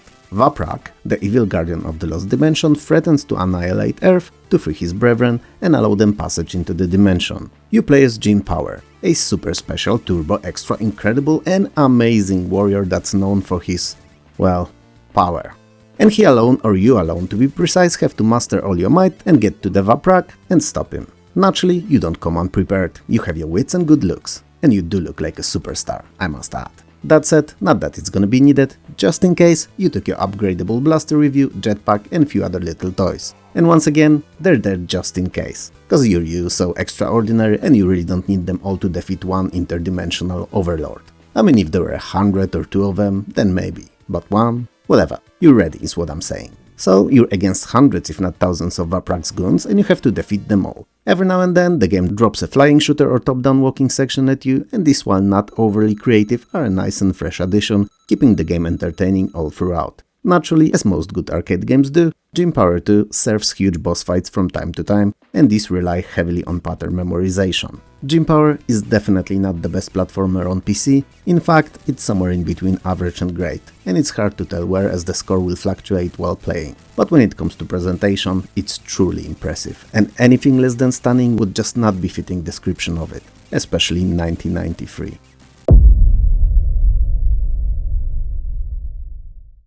Krypton is means of reproduction for Kryptonians, so a female Kryptonian lays an egg and then Superman comes, quite literally, and fertilizes it. All that happens with neither male nor female ever seeing each other. Fact. Don't check it though, trust me. Also, it's a breakout/Arkanoid clone, and as in most games of the kind, you control a paddle at the bottom of the screen and have to remove the blocks arranged in various patterns on top of it.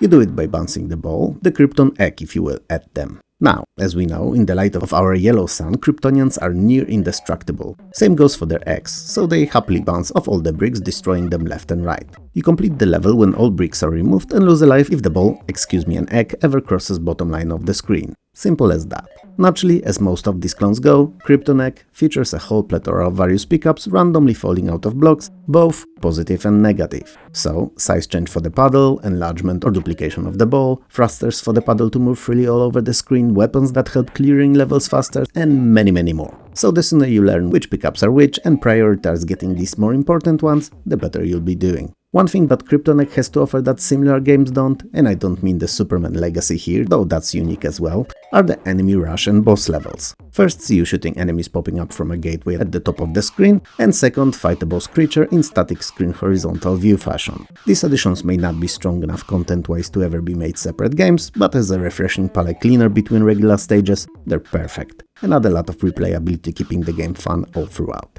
Graphics and sounds are both excellent, and while Krypton Egg is just a port of a 5-year-older Atari ST game, it looks and plays like best titles in the genre on PC. All the level layouts are genuinely fun too, so if you're into breakouts at all, you'll be hard-pressed to find a better one from 1994 on PC. Lada the Ultimate Challenge is a vertically scrolling shooter conceptually similar, but not identical, to Spy Hunter. And it's a freeware game, so you have to lower your expectations with this one a little. It only had one death, and it shows. But it doesn't mean that it's a bad game, only that its budget and production value are appropriate to the size of the team that worked on it.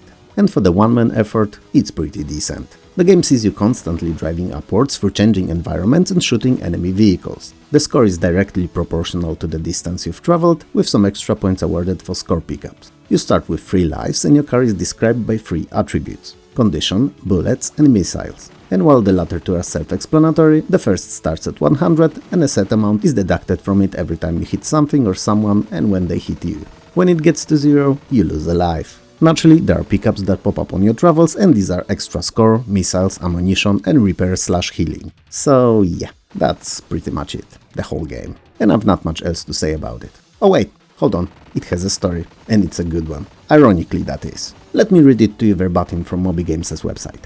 The year is 2020. Anarchy and road rage rule the highways, and only the strong survive, as ruthless warriors prey on passing motorists. You are an Eastern European factory worker, proud owner of the world's last Lada. Your mission? Reach the abandoned Lada factory and reactivate it, thereby restoring the glory of the Russian automobile industry and bringing peace and harmony back to the world's highways. Now, isn't it the most awesome crap little story you've heard all day today? Anyway, Lada the Ultimate Challenge can be fun for few short playthroughs, but it lacks any real staying power, I feel. But I suppose it's best if you give it a go and make your own mind about it.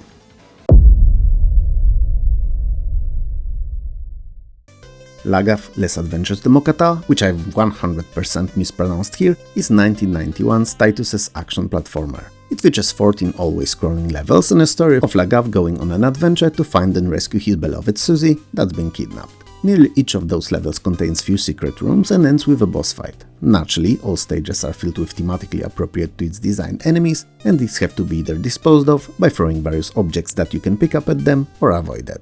Though the first is a more permanent solution and I would almost always suggest it in games. So, all means of bottles, beans and crates will be your best bet on this adventure. Now, if you're looking at the screen, listen to me talking about Lagav and can't shake off the feeling that you've seen it somewhere, but something's not right here and yet you don't know what, then you're right. You have seen it before, and it is. Something different, that is. Lagav is a France-only release that had a more well-known international version with a different protagonist. So instead of Lagav, we got Titus. Titus the Fox, to be precise. And other than this small change, the games remain identical. But if you're like, yeah, that's the one, thanks but, yet I still somehow feel odd about it, like I've seen the gameplay loop somewhere else before, then you're right once more, cause you have. Man, you're on the roll today. Before Titus the Fox, Lagav, or however you wanna call it, released, Titus dropped a little game known as Blues Brothers, based on the same titled movie. And while the story and graphics were unique in that one, gameplay mechanics were practically the same. Now, how many gaming mysteries have we solved together in this one today? In reality, there may have been 2 or 3 only, but it feels like there were many more. You and I, and there's no shadow of a doubt about that, we make a great team. Anyway, Lagav's graphics and sounds are really nice, but given they're the same as in Titus, it should come as no surprise, so if you're a fan of platformers and don't have Titus the Fox, this is the second best thing.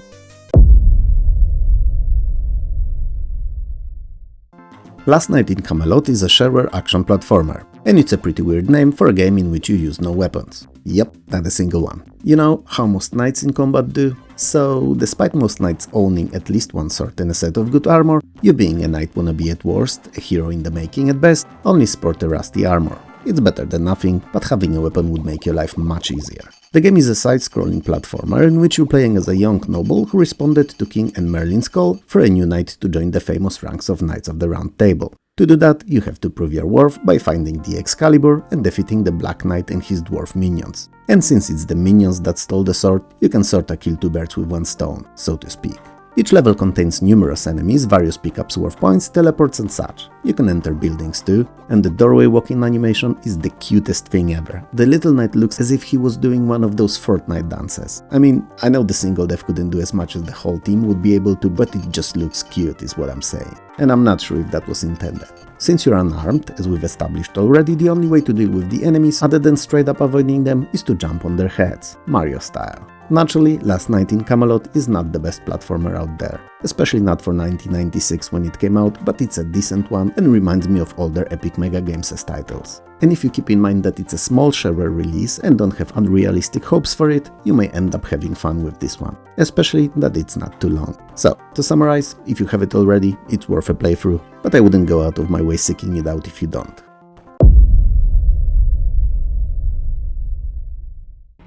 Last Rites is one of the most obscure and little-known FPS titles of the 90s, and officially it released in Europe only, which may have been partly responsible for its unknown status, but it's also not a very good game, so having dropped in other regions wouldn't have really changed all that much, at least not in its favor. Anyway, in the not-so-far-off future, evil Professor Mordai found a way to resurrect dead and make an army of zombies out of them, army that he controls. These zombies, coming in an ungodly large numbers and requiring no supplies, maintenance or weaponry, have quickly, in one sweep rotten flesh stinking move, overtaken the world, and the remaining humans were driven underground and need to hide to survive. You play as a commander of one of the resistance cells operating out of unnamed city in a remote location, so you're no one from nowhere. Good start. There's 10 levels in the game and each has very specific objectives to fulfill. Those levels drag a little, but are not bad enough not to carry on playing. In most of them, you play with a few CPU-controlled soldiers helping you out, but their AI is remarkably stupid, so I wouldn't count too much on them changing the tide of any shootout.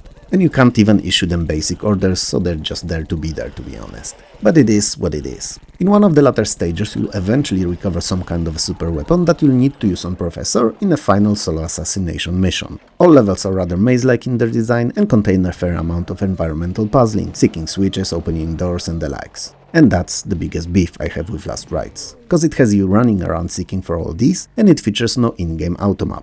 So getting lost is really not that difficult in a city built out of same-looking textures and locations. The weapons are a standard pistol, submachine gun, shotgun, flamethrower, rocket launcher and two types of sci-fi-inspired energy weapons, and they carry over from one mission to another. Other than the pistol, all have limited ammo, but since it's not that difficult to find, I think the feeling of being overwhelmed by hordes of zombies never really sets in, as you can pretty much always spray an army worth of bullets at them. It makes Last Rites feel a bit flat. Whatever. It also features both headlamp and a scanner, and it kinda explains why the game's so darn dark. Both of these use battery reserves that you carry, they can be replenished by pickups too, but aren't as common as the ammo, so should be used smartly. The scanner especially, as it has free ranges and highlights both secret caches and enemies, so in a game with no automap, can be useful in figuring out where you've not been yet. I think that the biggest selling point that the devs were banking on were the zombies and blood, cause there's plenty of both in Last Rites. But I'm sad to report that neither of them are enough to redeem the game from being mid. And marrying a full 3D engine with 2D sprites was a bad choice for 1997 too, and made Last Rites look dated on release. Would I recommend it to anyone? Nope. It's rather bad and not worth seeking out. But if you have it already and are really bored, then yeah, by all means, give it a go.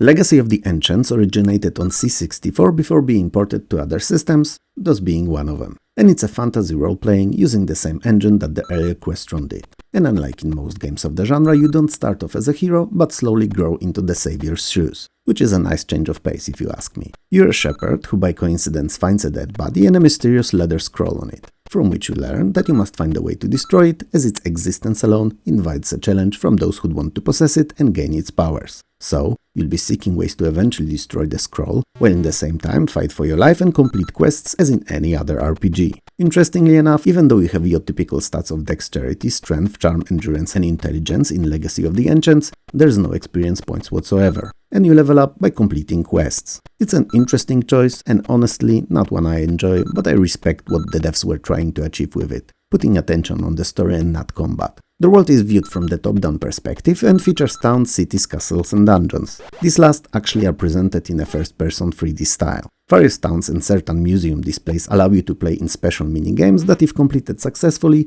will permanently increase your stats. Other than that, you'll obviously get to meet NPCs, fight, cast magic spells, trade and gamble as expected too. You know, like in any other RPG of its era. One thing I don't like about the Legacy of the Ancients is its hardcore approach to gameplay, meaning you will have to map your dungeons yourself. I mean, I know it was very common in these early RPGs and part of the experience, but the game has so many locations in which it's easy to die at that trying to complete them without a map is careless and feels like a death wish. And sure, I didn't mind mapping at all back in the day, but today, when I've been spoiled by decades of it happening automatically in the background, having to draw my own map makes me not wanna play it again. If that's not an issue for you though, then Legacy of the Ancients is a full-fledged adventure RPG and a treat to any and all fans of the genre.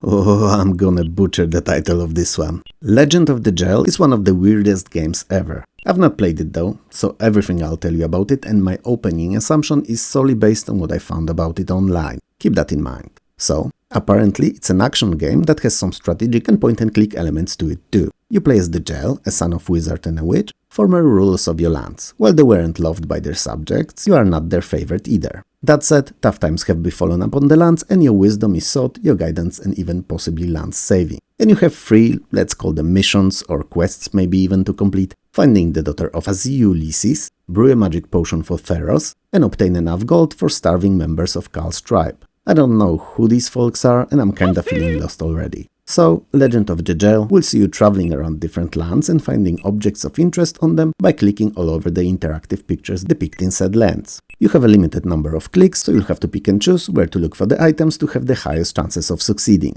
all to recover them and deliver to someone somewhere else where they need it. There are also 2 puzzle strategy challenges that the game can make you complete, and it's either confrontation of the mind or confrontation by force. Both of them apparently are rather good and would do much better in their own separate games than in The Legend of Jejel. That is largely considered to be a convoluted mess and an obscure title deservedly so. And I kinda get that, cause I keep reading reviews of it, I saw the footage and still don't get what it's all about. So, sorry for that, but this one's way over my head it seems. Fortunately, after completing the game, you can access both of these confrontation minigames separately, and they're the only redeeming factor for The Legend of Jejel. So, if you played the game and understand how it works, please let me know and explain it to me like I'm 5. And if you think about trying it out and know as much about it as I do, so very little, then I can't really recommend it or detract you from trying it out, as I never had myself. So, yeah.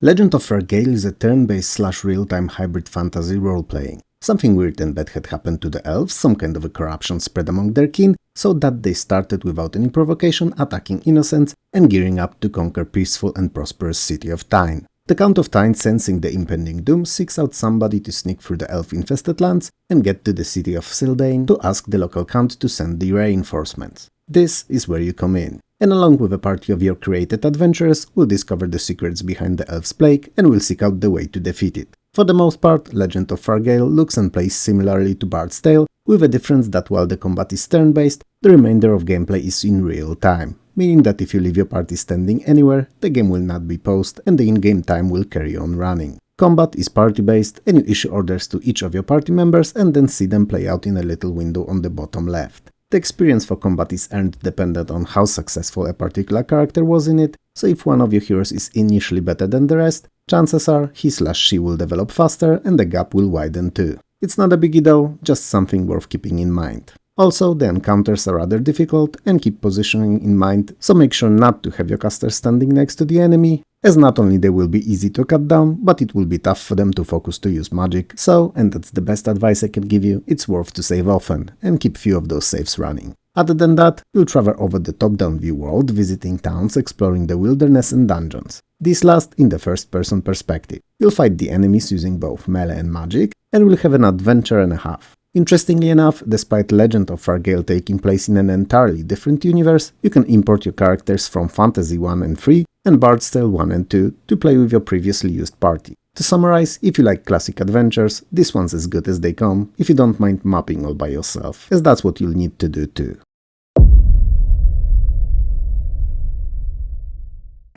The land of Yonida was a peaceful one. Its people were happy and it was ruled by a just and friendly council of grand wizards. And all of it was protected by the ancient and mythical magical silver talisman. Time has passed and things have changed, however, and the mages, increasingly growing in hunger for power, split into 2 opposing camps, Council of Light and its rival League of Darkness. And since they really hated each other, a war broke out and lasted for many generations. Some say that many did not even remember what they were fighting for.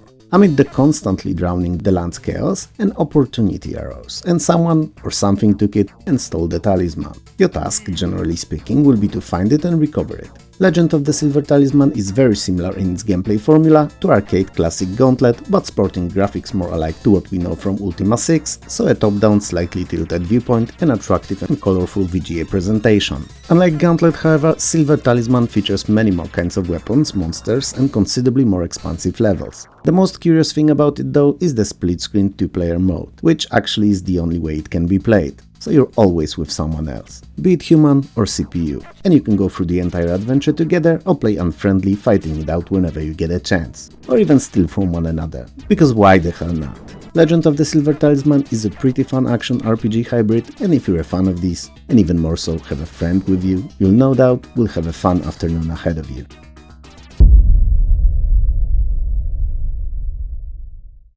Legend of the Sword is one of those very special games that are hard to explain and much easier understood when played, but I will try anyway. It's this classic parser-based fantasy adventure with some very little RPG elements to it. It takes place in the fantasy kingdom of Antar, which for eons carried on in peace and prosperity, defended by the magical power of its two mythical artifacts, sword and shield.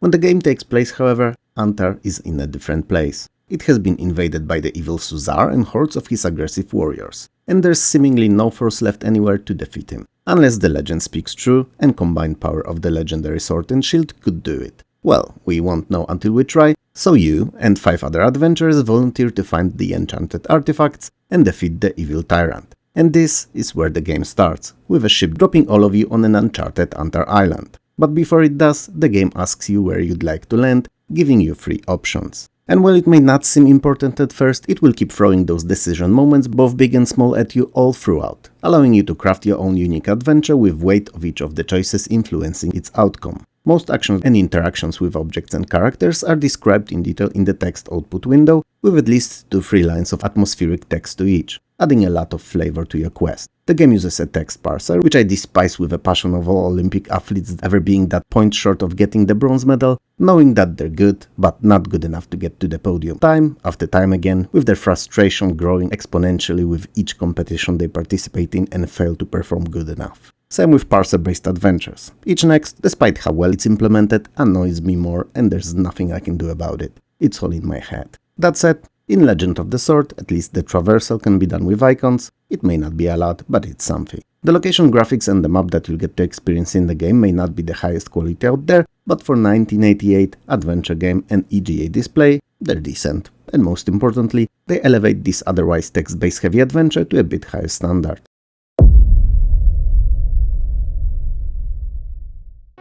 Liberty or Death is a top-down turn-based historical strategy depicting conflict between American rebels and the British Empire during American Revolutionary War, and whichever side you pick, you'll be given a chance to choose your leader out of available 3: Charles Lee, Artemas Ward or George Washington for Continental Army, and Henry Clinton, Thomas Gage or William Howe for the British Royal Navy. Liberty or Death is one of the very few games that quite accurately portrayed how much of an underdog American side was in the War for Independence, how huge of an effort it was, and how much strategic brilliance they had to utilize to win eventually. So, if you decide to play as rebels, you'll have a hell of a challenge cut out for yourself, but also a very rewarding experience if you manage to win. Picking Royal Navy may be an easier and better option for a new player, but ultimately not as fulfilling and fun if you win. Overall, playing as American side brings in more varied, challenging and feature-packed scenario, rather than straight-up brute forcing your superiority and will as Brits. American side has to balance warfare with politics, seeking support from more and more states and external nations alike,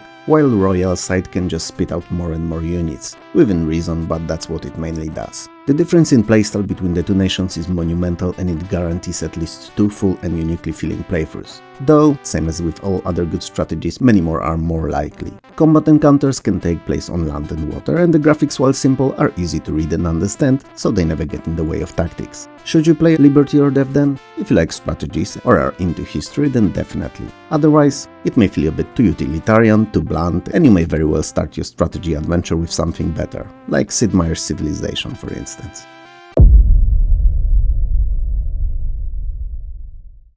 Lucky Luke is a classical side-scrolling action platformer based on the famous Belgian comic book series, and it places you in the shoes of our titular protagonist. It plays mostly like any other game in the genre, with you going from left to right, defeating hundreds upon hundreds of enemies, mainly bad cowboys, jailbreakers and hostile natives, and collecting various pickups. Stuff like bullets for your revolver, dynamite or sheriff's stars. Each level is differently themed and will allow you to experience familiar from comic book locations like forts, western towns, jails, mines, trains or even a saloon. Each of these will have its own unique objective required for completion too, like freeing a bank director, collecting gold nuggets to exchange for nitroglycerin, or building a totem for Apaches, and they will often end with a boss fight too. These usually are one of the Dalton brothers whose capturing is your overarching mega objective for the entire game. So Avril, William, Jack and Joe Dalton all have to be defeated to be precise. Between these standard levels, however, you'll partake in some thematically fitting Western arcade sequences. So you'll horse chase the criminal brothers, you'll run away from the tornado, navigate a raft, take part in wrestling challenge or bottle shooting, to name a few.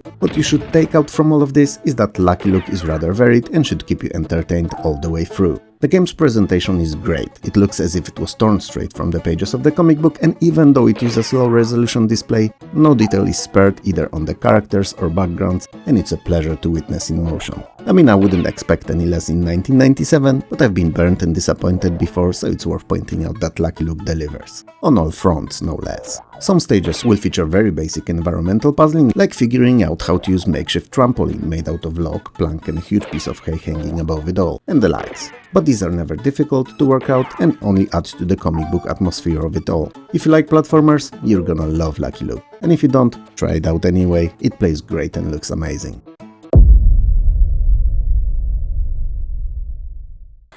Blam blam blam, kapow! Boom, kerplank, blam! And once again, kapow! Machine Head is a post-apocalyptic sci-fi hovercraft-based 3D first-person shooter, and it doesn't take itself too seriously, opting for a less realistic plot and betting on a pure fun factor to carry the gameplay, kinda like I do in real life. I'm having fun throughout it all, never treating myself as this all-knowing and respect-deserving being just because I've lived for a while. Nah, I'm nearly the same I was 20 years ago and I love it. And so does Machine Head. It actually succeeds at that too, keeping a healthy distance to itself. I mean, I'm getting off topic, so let me explain more or less what it's all about. You're Kimberly Stride, a beautiful, smart and most importantly cool-named scientist turned savior of the world in the making. All because your assistant betrayed you and the mutated evil DNA you worked on has gone berserk and is eating up the whole world. Now, if you think about it, really think about it, like give it your best or at least close to it, how would you explain DNA eating up everything? How is that even possible? Never mind. Game logic seems to be the best answer to any and all questions of the kind. So, you jump into this futuristic armed two-detective hovercraft and head off to travel through various infected lands, killing anything and everything that stands in your way. There are 4 of these lands, each divided into 4 smaller stages, and all of these have their own objectives to complete. You'll face many different monstrosities straight out of your worst nightmare there, so stuff like giant flies and huge spiders are nothing special in Blam, and just a few of many overgrown or hideous creatures for you to combat and kill. There are some installations to destroy as well, but naturally they don't look as terrifying. Weapons have limited ammo, and while you may have different ones like guns, missiles, flamethrowers, grenades or heavy artillery, it's worth keeping in mind how many bullets you've left to save the best weapons for the biggest challenges only. And while all of it may seem a bit tedious, just go there and kill everything type of a game. The variety of enemies, interesting level design and fun shooting mechanics make Blam Machine Head a pretty fun title to sink some hours in. One thing that may annoy some are a bit long levels that take a while to go through. So if you're not a fan of that, it may not be a game for you.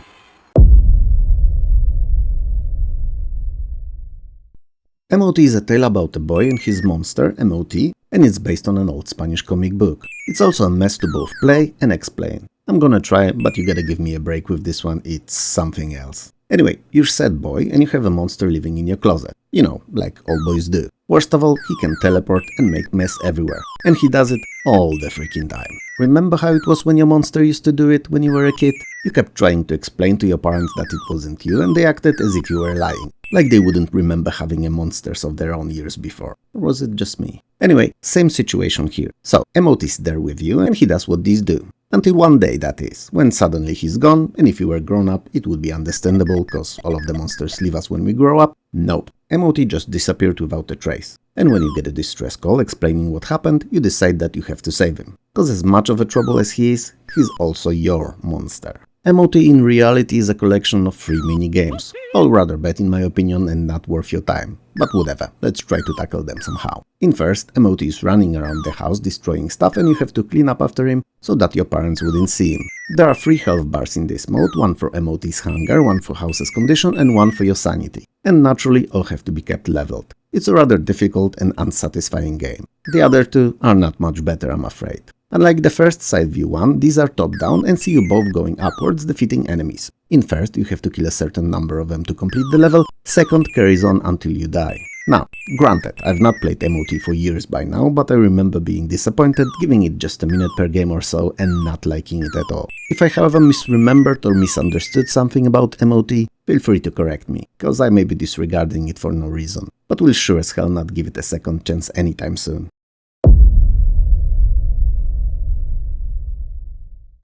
Money Cards is a sequel to Super Cards and a bit better, but also much less known game. Same as most other card games go, this one too does not focus on realism but on the fun factor. And it is. Fun, that is. It features more tracks than the original, 16 of them to be precise, better high-resolution SVGA graphics, well, if your system can handle it at speed that is, and a choice of 4 difficulty classes, from 50cc all the way to 250cc. So if you're a fan of a sport, Money Cards can provide hours upon hours of racing goodness. As you play through your chosen engine power leagues, winning races, or losing, whatever, both are possible, you can work on improving your card, adding to the feeling of progression and getting better. The tracks are all 3D, a simple 3D perhaps, but 3D nonetheless. And all the cards on them are 2D sprites, which is a bit disappointing given that they didn't have to be very complex models and a few simple polygons would do the job well, and would add a lot to the atmosphere of racing. Tracks, on the other hand, all have walls, which is beyond weird to me. I mean, I get that some may hate this as it would fit to their theme, but a desert or a mountain ones?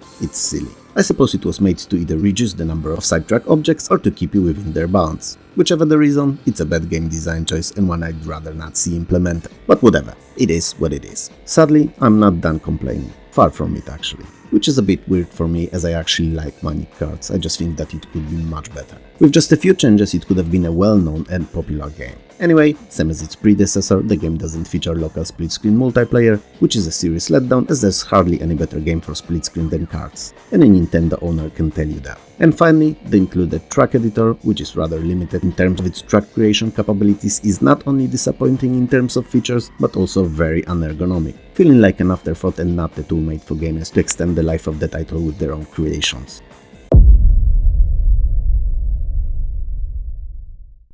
Mega Phoenix is an extended and expanded version of an earlier game Phoenix and also a single-screen arcade shooter in vein of Galaga. If Galaga was not as varied and fun as it is. Oh man, I've spoiled it a little, haven't I? Oh well. Same as in most similar games, your ship only moves left and right, and the enemies are arranged in patterns at the top, attacking periodically in waves, diving at you. First few stages see you fighting basic enemies, then you face few larger, Phoenix-like enemies, which for all intents and purposes are stronger versions of the basic ones. After that, there's the titular Mega Phoenix, which is a tough cookie to crack, and eventually the final boss in the form of an alien mothership. Or Phoenix ship, I should say, really. When all 5 stages are beaten, the game repeats them at increased difficulty. To aid you on your never-ending grind against the Phoenixes, you have a temporary shield and some basic weapon upgrades. There's not many of them, but they make the gameplay considerably easier. Mega Phoenix looks and sounds rather nice, and when you play it first, it lures you in with a promise of fun and action-packed gameplay. Sadly, most of it goes away quite quickly, as soon as you realize that the 5 stages are the only ones that you ever get to see in the game. And when you do, the repeatable nature of Mega Phoenix becomes unbearable and the monotony and boredom sets in.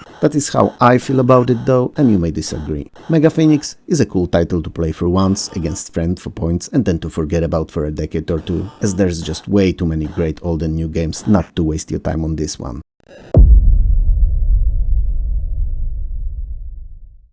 Mars 3D is probably the most unusual game of today's entire video. Not because it's better or weirder than anything else on showing, rather because of how it came to be. And it was created on Mars by a Mars rover in between picking of the Mars soil samples. It made it itself in its own image and programmed it in BASIC. All the previous sentences are naturally a lie. In fact, Mars 3D was developed in 1997 for Chinese market and in Chinese only. 21 years later, in 2018, it was found translated and released in the limited big box edition in the West. 21 years is a long time. So long in fact that DOS ceased to be a viable gaming platform over a decade before that. I know that all of it has nothing to do with the game itself, but I find it interesting, and also it's a contributing factor to Mars 3D's obscurity. Story-wise, you're Jet Hunter, incredibly cool named protagonist and the soon-to-be hero of the post-apocalyptic dystopian future world games set in. World that has been decimated and near entirely destroyed by the earlier nuclear war, seemingly started by the North American defense computer. But let's let past be past and focus on the present, which sees Jet working for the New Hope, a corporation that has risen from the ashes of the old to rebuild the civilization and planet better than it was before. A noble cause indeed. Anyway, one of those seemingly boring and samey days, your parents are brutally murdered by the authorities. A touchy subject, both in-game and in real life, especially if you keep in mind where the game hails from and that there are still places in the world where this may be a common practice. So, angry, sad and most importantly furious, you decide to investigate. There is naturally more there to the plot than it initially meets the eye, as otherwise the game would not be called Mars 3D, but I'll let you discover it through the multiple included cutscenes in their cringe dialogues-filled storytelling. There are 9 differently looking and feeling weapons in the game, and they all appear to be quite unique and fun to run around with. The enemies are quite varied too, and the overall gameplay is pretty enjoyable, even if it feels old in its design. And I suppose it did the same in 1997 too, as Mars 3D is more similar to Doom than Duke Nukem 3D or Quake, meaning that it represents the first wave of FPSs rather than the latter ones. Either way, I think it's worth experiencing even today, just to see what we never got to play here in the West.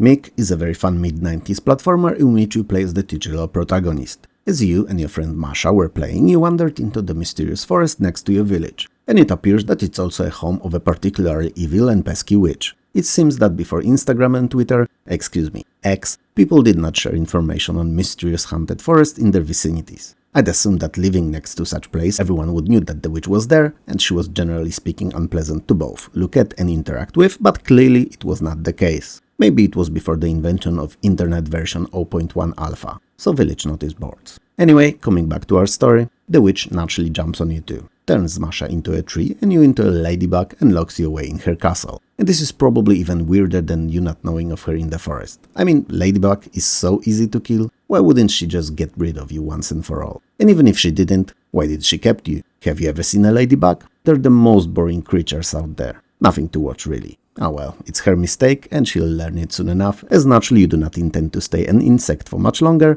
or leave the whole situation unresolved. So, you take it upon yourself to return to your original form, escape the castle, kill the witch and save Masha. Preferably in that order. Regaining your form will allow you to jump and climb ladders, and as far as I know, these are kinda crucial in all platformers. I'm sure that I don't have to tell you that. As you go about your adventure, slowly working on fulfilling your quest, you will also meet animals that the witch turned into various twisted freaks of nature. And you can help them regain their original shapes by using bottles of magic potions on them. Each freed animal, in return, will grant you a power to turn into its form. So, as you carry on, you should collect few of these before your final clash with the witch. All of these new powers will be useful in different circumstances, so for instance, a squirrel can jump across big distances, a mouse can fit in narrow openings, a frog can swim, and a tiger scares away monsters. There are a few more of them, and they all have their own use case scenarios. All that said, only humans can use ladders, and since there's quite a few of them, you'll be spending a lot of time as yourself. Sounds are rather basic but well-fitting, and the graphics, while only EGA, look pretty decent for the chip. Overall, if you like classic 1990s adventure platformers, there is a lot to love in Myk.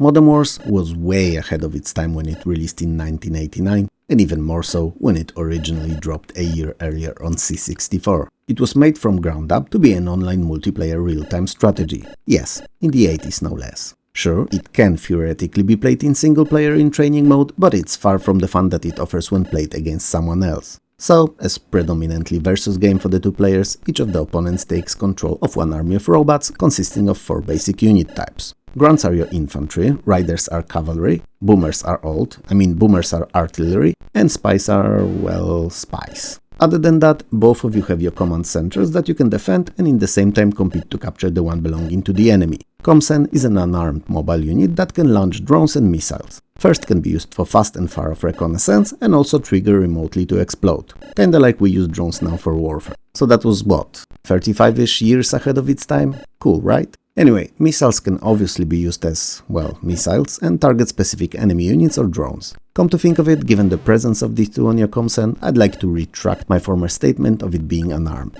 But if you think that Modern Wars was done innovating, you're wrong. The terrain could be used to provide cover and allow for sneak attacks, or it could even slow enemy down too. So searching for best attack spots and choke points was a standard strategy in Modern Wars. And since you could only see what your units could see, going into enemy area and kiting them into a trap was also not an unseen approach. Especially that you could put your units into formations, they could duck themselves in or camouflage for defensive purposes or go into blitz mode for faster movement. The lack of variety in units was definitely made up for in tactical possibilities. So as you see, when I said that Modern Wars was ahead of its time, I really meant it. If it's so great, fun and deep, why is it then in an obscure DOS Games video, you may wonder? Well, the reason is twofold. For one, the AI in training mode is rather weak, and after a game or two poses literally no challenge. Secondly, given the Modern Wars multiplayer nature and the requirement to have a modem, which not many did in the 80s, the number of potential players, especially those into strategies, was really limited. All in all, if you're into RTSs and wanna see the one that's probably the first, check Modern Wars out.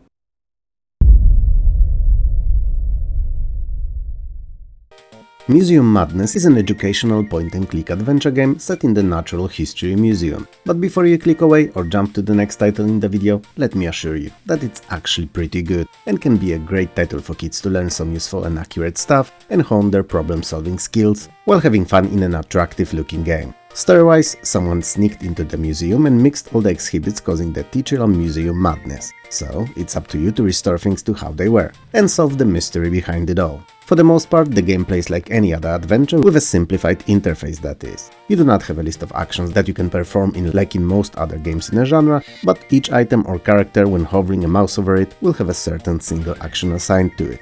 The game's focused on educating, so you will learn a lot in it. Or a little bit about a lot of different subjects, to be precise. You know, it will go wider and not taller, so to speak. So, even if you're not a kid and someone who likes learning new things, there may be something for you in Museum Madness. From astronomy through mechanics all the way to the history and everything in between. The variety of subjects will not disappoint. Each of the 25 mixed-up exhibits offers a different challenge and puzzle, and you can attempt them in any order you'd like. You're accompanied by Mick the robot, that offers his advice and hints all throughout the game. It's not necessary to use him, but you have the option to. Museum Madness is a surprisingly deep and well-written title that perhaps may have been directed at teens content-wise, but given its approach to puzzles and curiosities it teaches, it can easily be enjoyed by a much wider audience.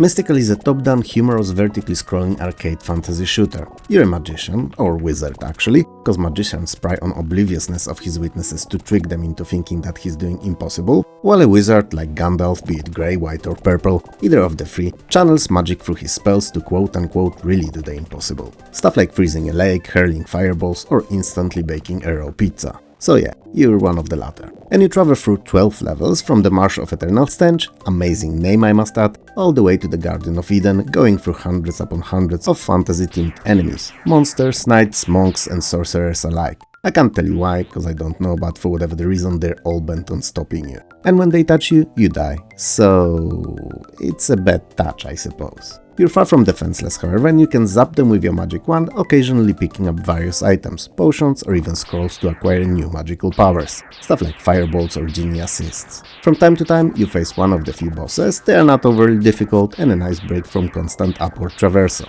When you complete all the stages without dying, they loop around from the first again at an increased difficulty. Mystical looks pretty decent for EGA and can prove quite fun for 1 or 2 playthroughs, but I wouldn't say that it has any serious staying power, and I don't see it being a permanent feature in your arcade games rotation.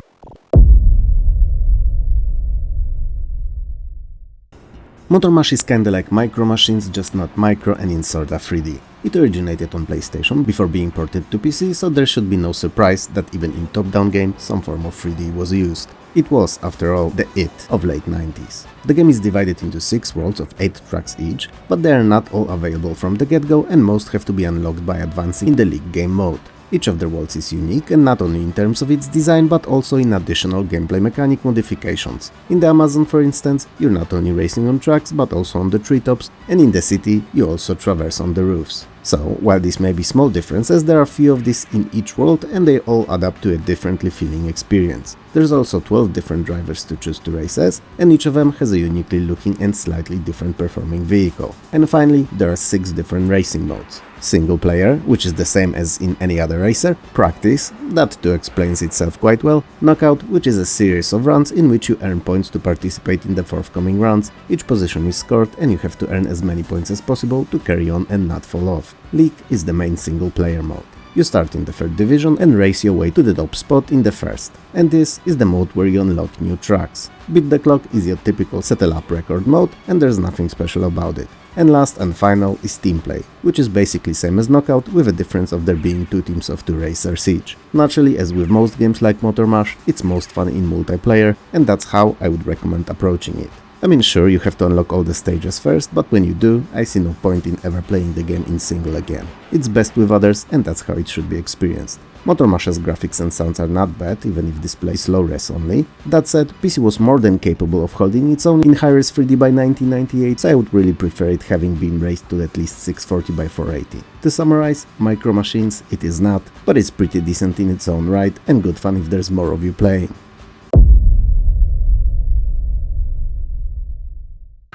Mr. Blobby is a remake of SNES's Super Tro Islands, exchanging the original Tro protagonist with Mr. Blobby and his family. I suppose, cause I'm not sure. It's the first time I hear of him. Apparently he was a TV character that was quite well known in the UK in the early 90s. I've never heard of him, so I can take the game for what it is only, with no nostalgia influencing my view of it. Mr. Blobby is composed out of 60 levels in which you have to color in enough of the screen by walking over it to progress. You start with 3 characters at once, Mr. Blobby, Mrs. Blobby and Baby Blobby. Amazingly creative names. I mean, whomever created the show must have been a genius. Could you ever came up with something as deep, well-fitting and kid-friendly? I don't think anyone else could.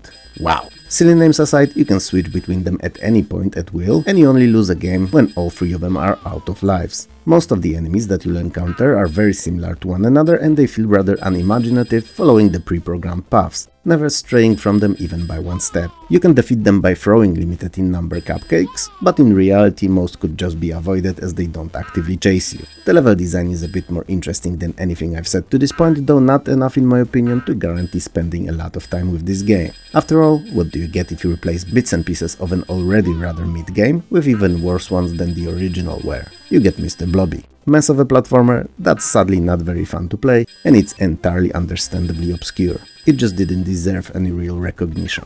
Sometimes, more is less, you know, and I would gladly see Mr. Blobby losing 40 of its 60 levels if the gameplay and design were all there and if it was at least a little fun to play.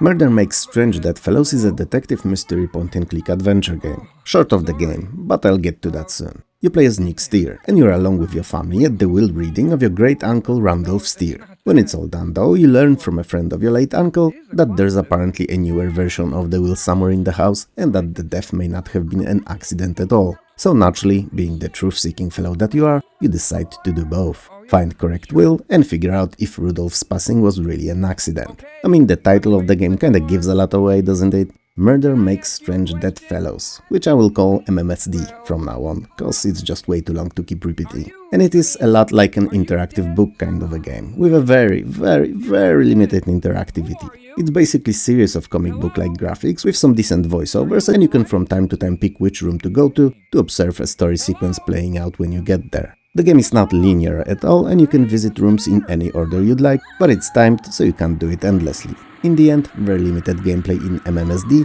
along with repeatable graphics and slowly emerging rather average story, make it a dull experience. I mean, the idea was there, and it could have been made into something fun and unique, but MMSD ended up being just a slow book that you listen to, watching the same pictures all the freaking time, cycling one after another. And worst of all, you're not having much fun constantly wondering when you'll be able to make another single click to push this whole boring ass train forward. And the answer is not soon enough.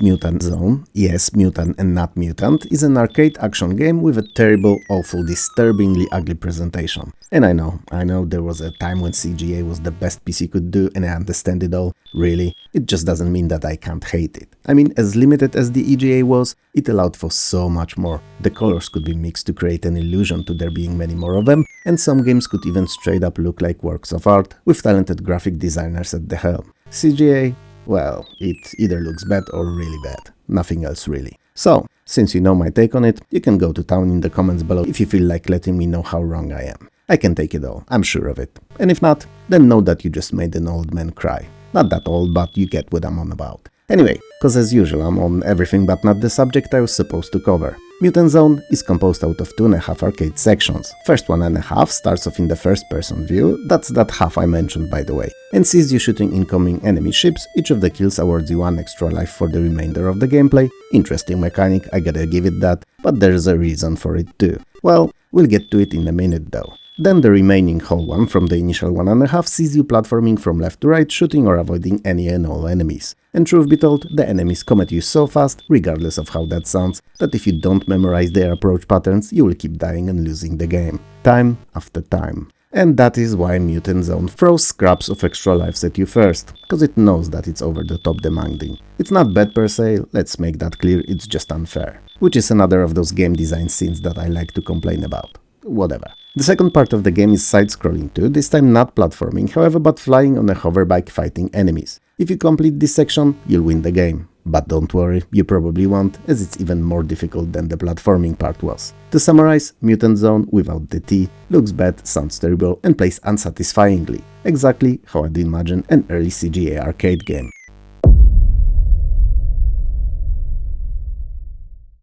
Mutant Earth is a shareware action platformer that on the first glance appears to be surprisingly similar to Duke Nukem 2, to the point that the main character sprite looks nearly like a palette-swapped version of the original. But then you move it and all the similarities dissolve in a second. The animation is terrible, it lacks frames and looks rather stiff. I mean, the main character doesn't even move his legs or bend his knees while jumping. And yes, you're right, Mario didn't either, but Mario was a good game, you know. And you can excuse a lot in a good game. Anyway, well, the graphics and sounds are pretty good, not necessarily good for 1997, but decent overall speaking. Gameplay definitely lacks polish. It could have easily spent an extra month or two cooking before being served as supposedly ready meal. I mean, stuff like some enemies being too short to be shot even if you duck, or your character getting stuck in the walls, is not something you wanna see in a seemingly complete game. And yet, it's not unusual to find in Mutant Earth. All that said, it's not really a bad game. There's an idea here, and with a bit more time, it could have been better fleshed out. There are obviously numerous different enemies, weapons, item pickups and access cards opening locked-off passages,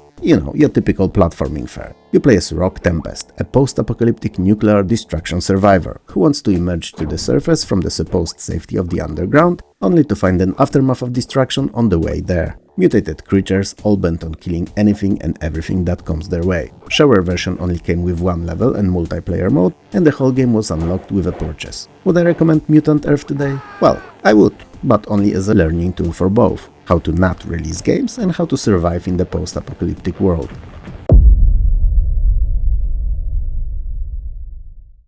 Mystery of the Mummy is a real-time mystery adventure game that places its focus on detective work more than the inventory puzzling. In fact, most of your time will be spent analyzing clues and talking to various people. The gameplay is entirely non-linear too, not pushing you in any particular direction, and it's always up to you to pick the order any of the 186 locations available in the game you'll visit next. Now, it may seem like a lot, and it really is, but if you're careful at what you do, you should be able to figure out more or less what path to follow, with some dead ends along the way, as these are naturally unavoidable. Not everyone that you'll talk to will be willing to share useful information straight up, so you may also need to figure out how to convince them to help you. All that said, Mystery of the Mummy kinda keeps you grounded, treating you like a real person, in-game even. So you have to make sure to do what you would in real life, so sleep, eat or fill up on gas if you're traveling a lot. These require no special skills or progression, but take time and money, and both of these are a limited resource. I know that I've been talking for a while now, and I still said nothing about the story. I'll try to fix that now. Mystery of the Mummy is set in Hamburg in 1912, and you play as a detective, who along with his work partner Willem,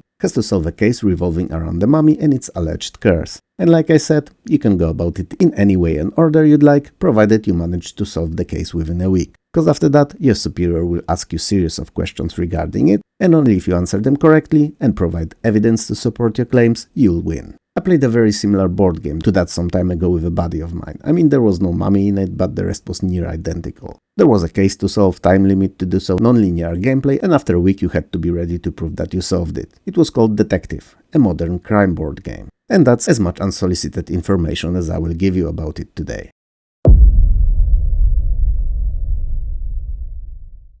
Mystic Midway Rest in Pieces is a very simple game. It was ported from CDI, and that kinda explains the simplicity. Not that I'm taking a jab at the CDI owners, but you know, I kinda am. But it's only cause I never either saw one, and I'm jealous. The reason is irrelevant though, a job is a job is a job, and that's as good one as I can make, so I'll get back to talking about the game itself. So, Rest in Pieces, while having an incredible title for a puzzle game, is actually a shooting gallery. Sure, it's B-movie/horror themed, which is always fun, and even has a demonic host appearing from time to time and other undead themed creatures too. But shooting gallery by 1994 on DOS was not a genre that could move any serious numbers in sales. I mean, I'm not surprised, I was definitely past shooting unanimated objects moving from side to side, but for whatever the reason, devs thought that the digitized characters and cringe host gimmick would be enough to sell the non-sellable by then formula. Whatever. It is what it is. And you play Rest in Pieces same way you'd do any other shooting gallery game, so you aim at various objects appearing on the screen or moving horizontally, and when they're shot, you get points.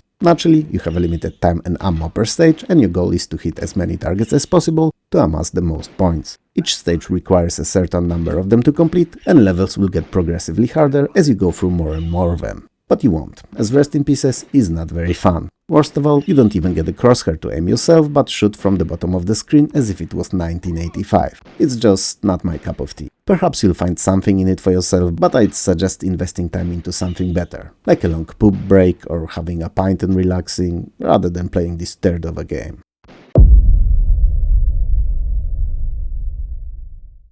Mystic Towers is an isometric action-adventure with some very superficial RPG elements. It's also a sequel to Baron Baldric, a grave adventure that we spoke about a few months back, in which the titular hero battled his evil sorcerer ancestor. Here you play as Baldric again, he's of age and a wizard. So you know, like Gandalf but more grumpy and less powerful. Not Gandalf the White, not Gandalf the Grey, more in the lines of Gandalf the Moist or Gandalf the Yellow, as whichever the color he wears, it's usually sold after a short while. Anyway, your task as soon as you arm yourself with a comfortable nappy is to clear 12 towers of monsters. Naturally, they're mystical, magical, and deadly.